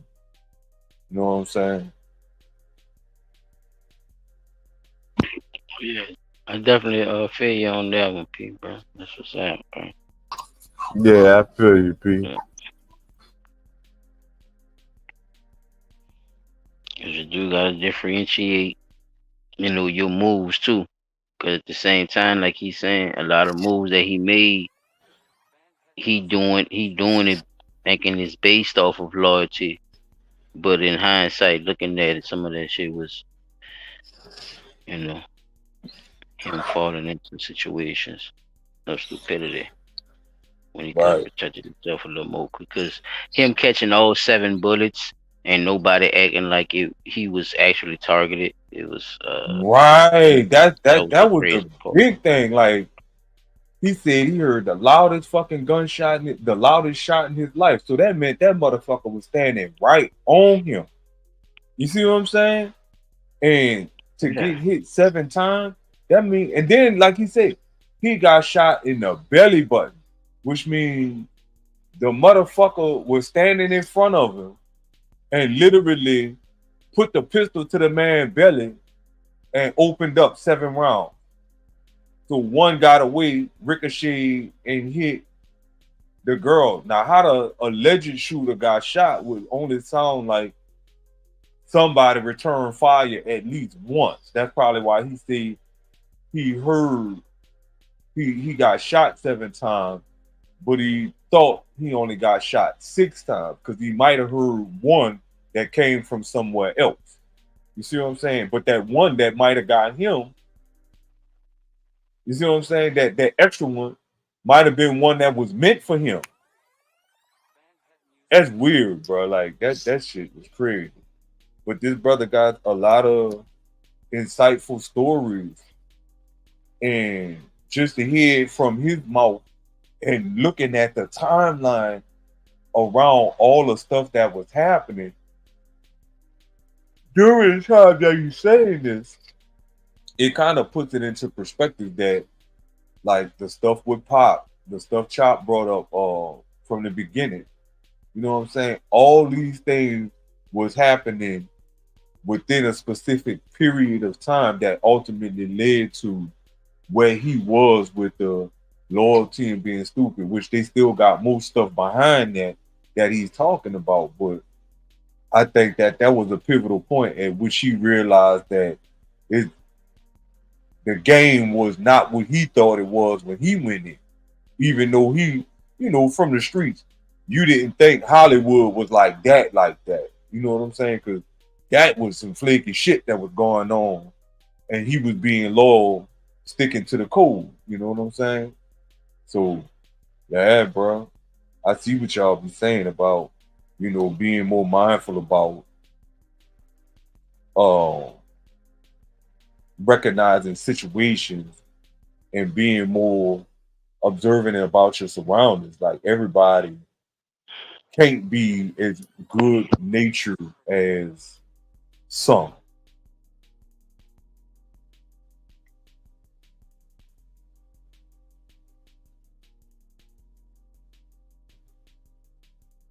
So yeah, man, that's what I had.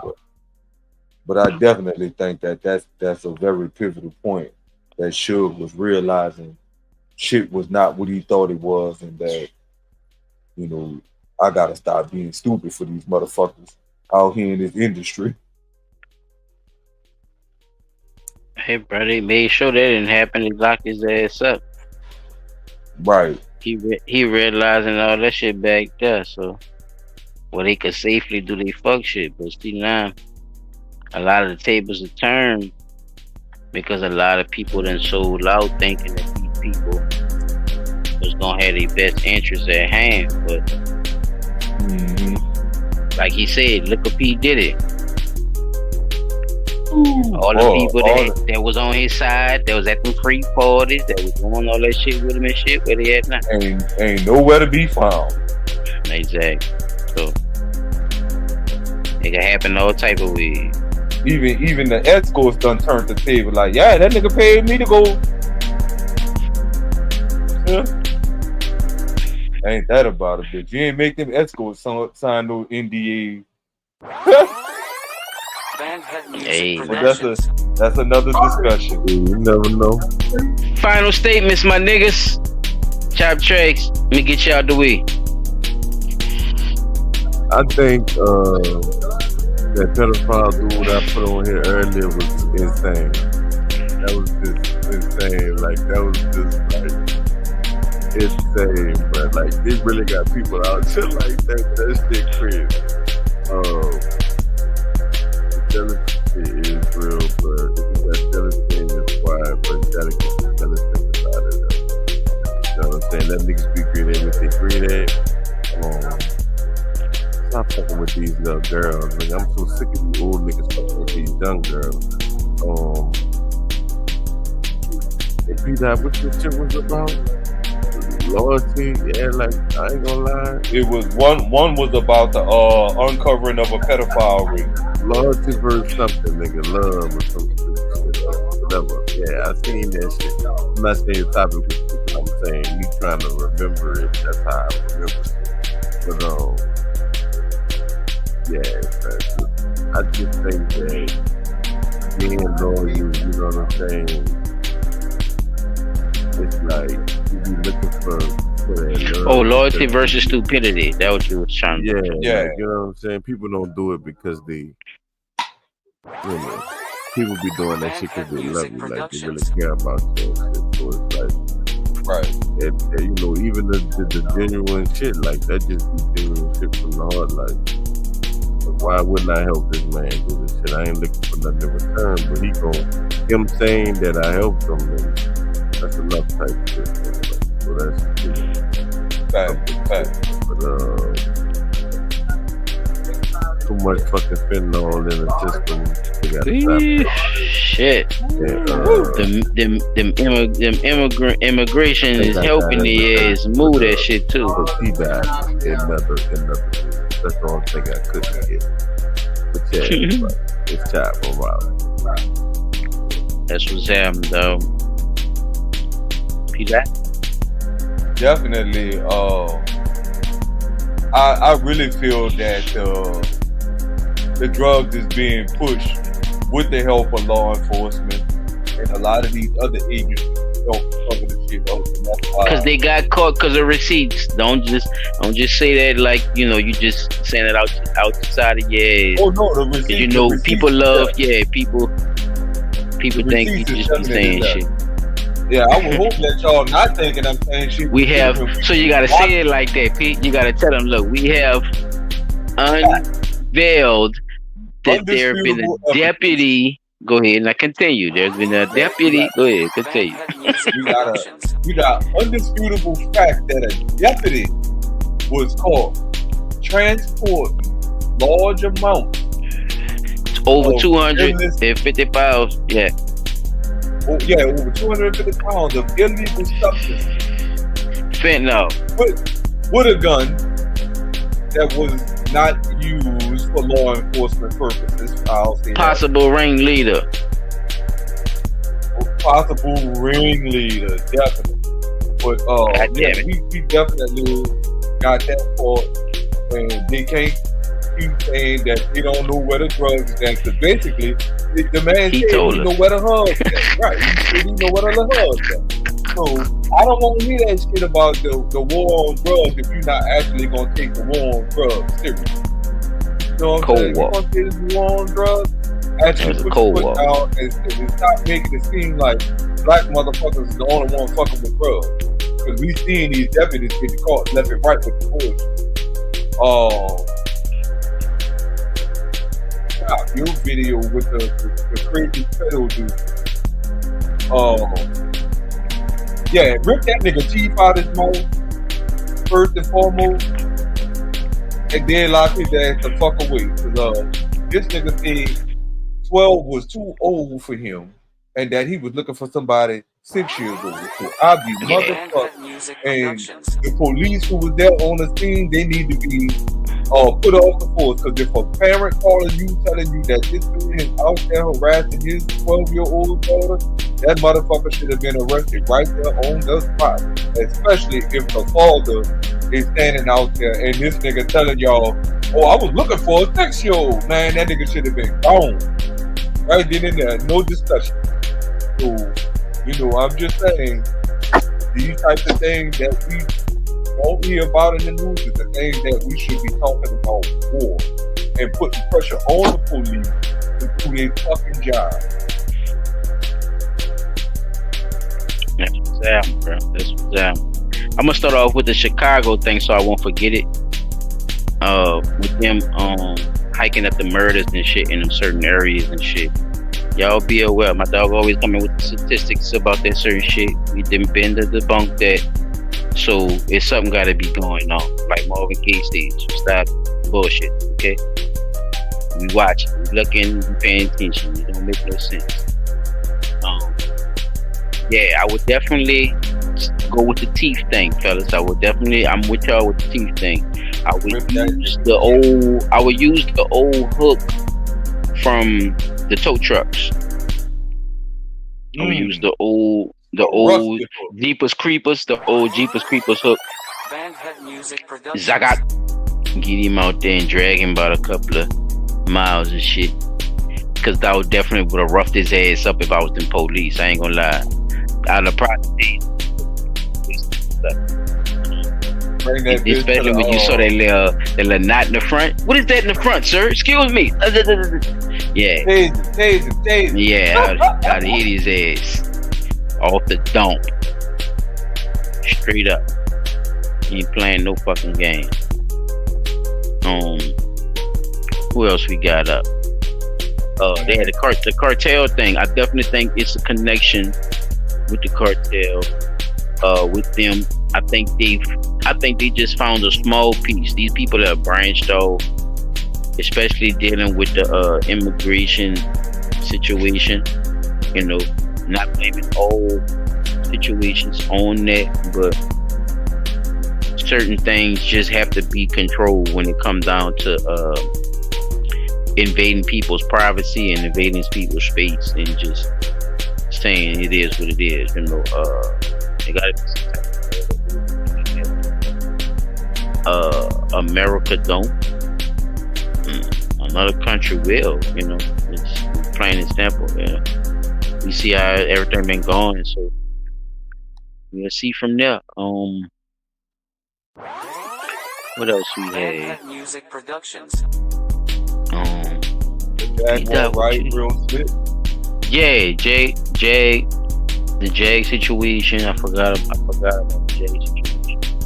I definitely wanted that to be, something to be on that, but you know, the Will Smith situation. I want that to be better. I know there's going to be some more stuff coming out, but basically we kind of heard everything we heard from you know, from that situation. You know, I don't want to really dive in. Yeah, it's gonna be a whole and the brother who been trolling since he was like 16. In Daylight, you know, shout out to Daylight. You know, you be rocking, bro. Fuck with you. You know, you weird as a motherfucker. I give you that. You weird motherfucker, dog. You know, you weird. You did foretell. You definitely did you definitely did expose Diddy before a lot of other people. You know, there was allegations, but in your own way, you did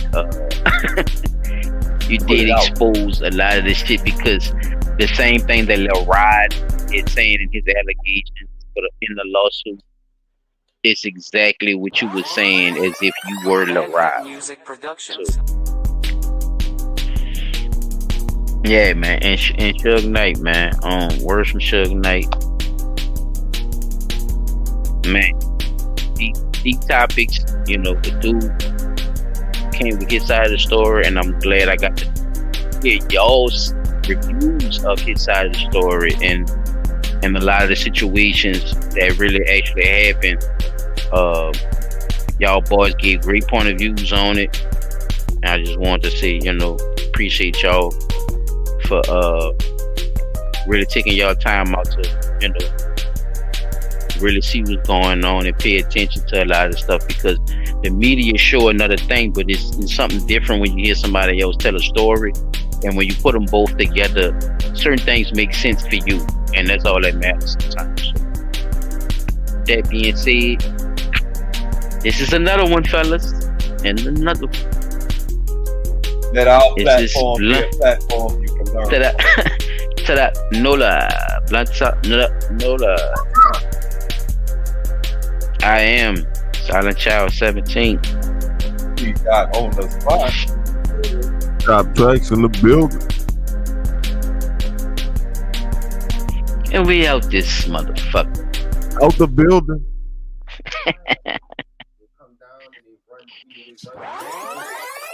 Bandhead Music Productions.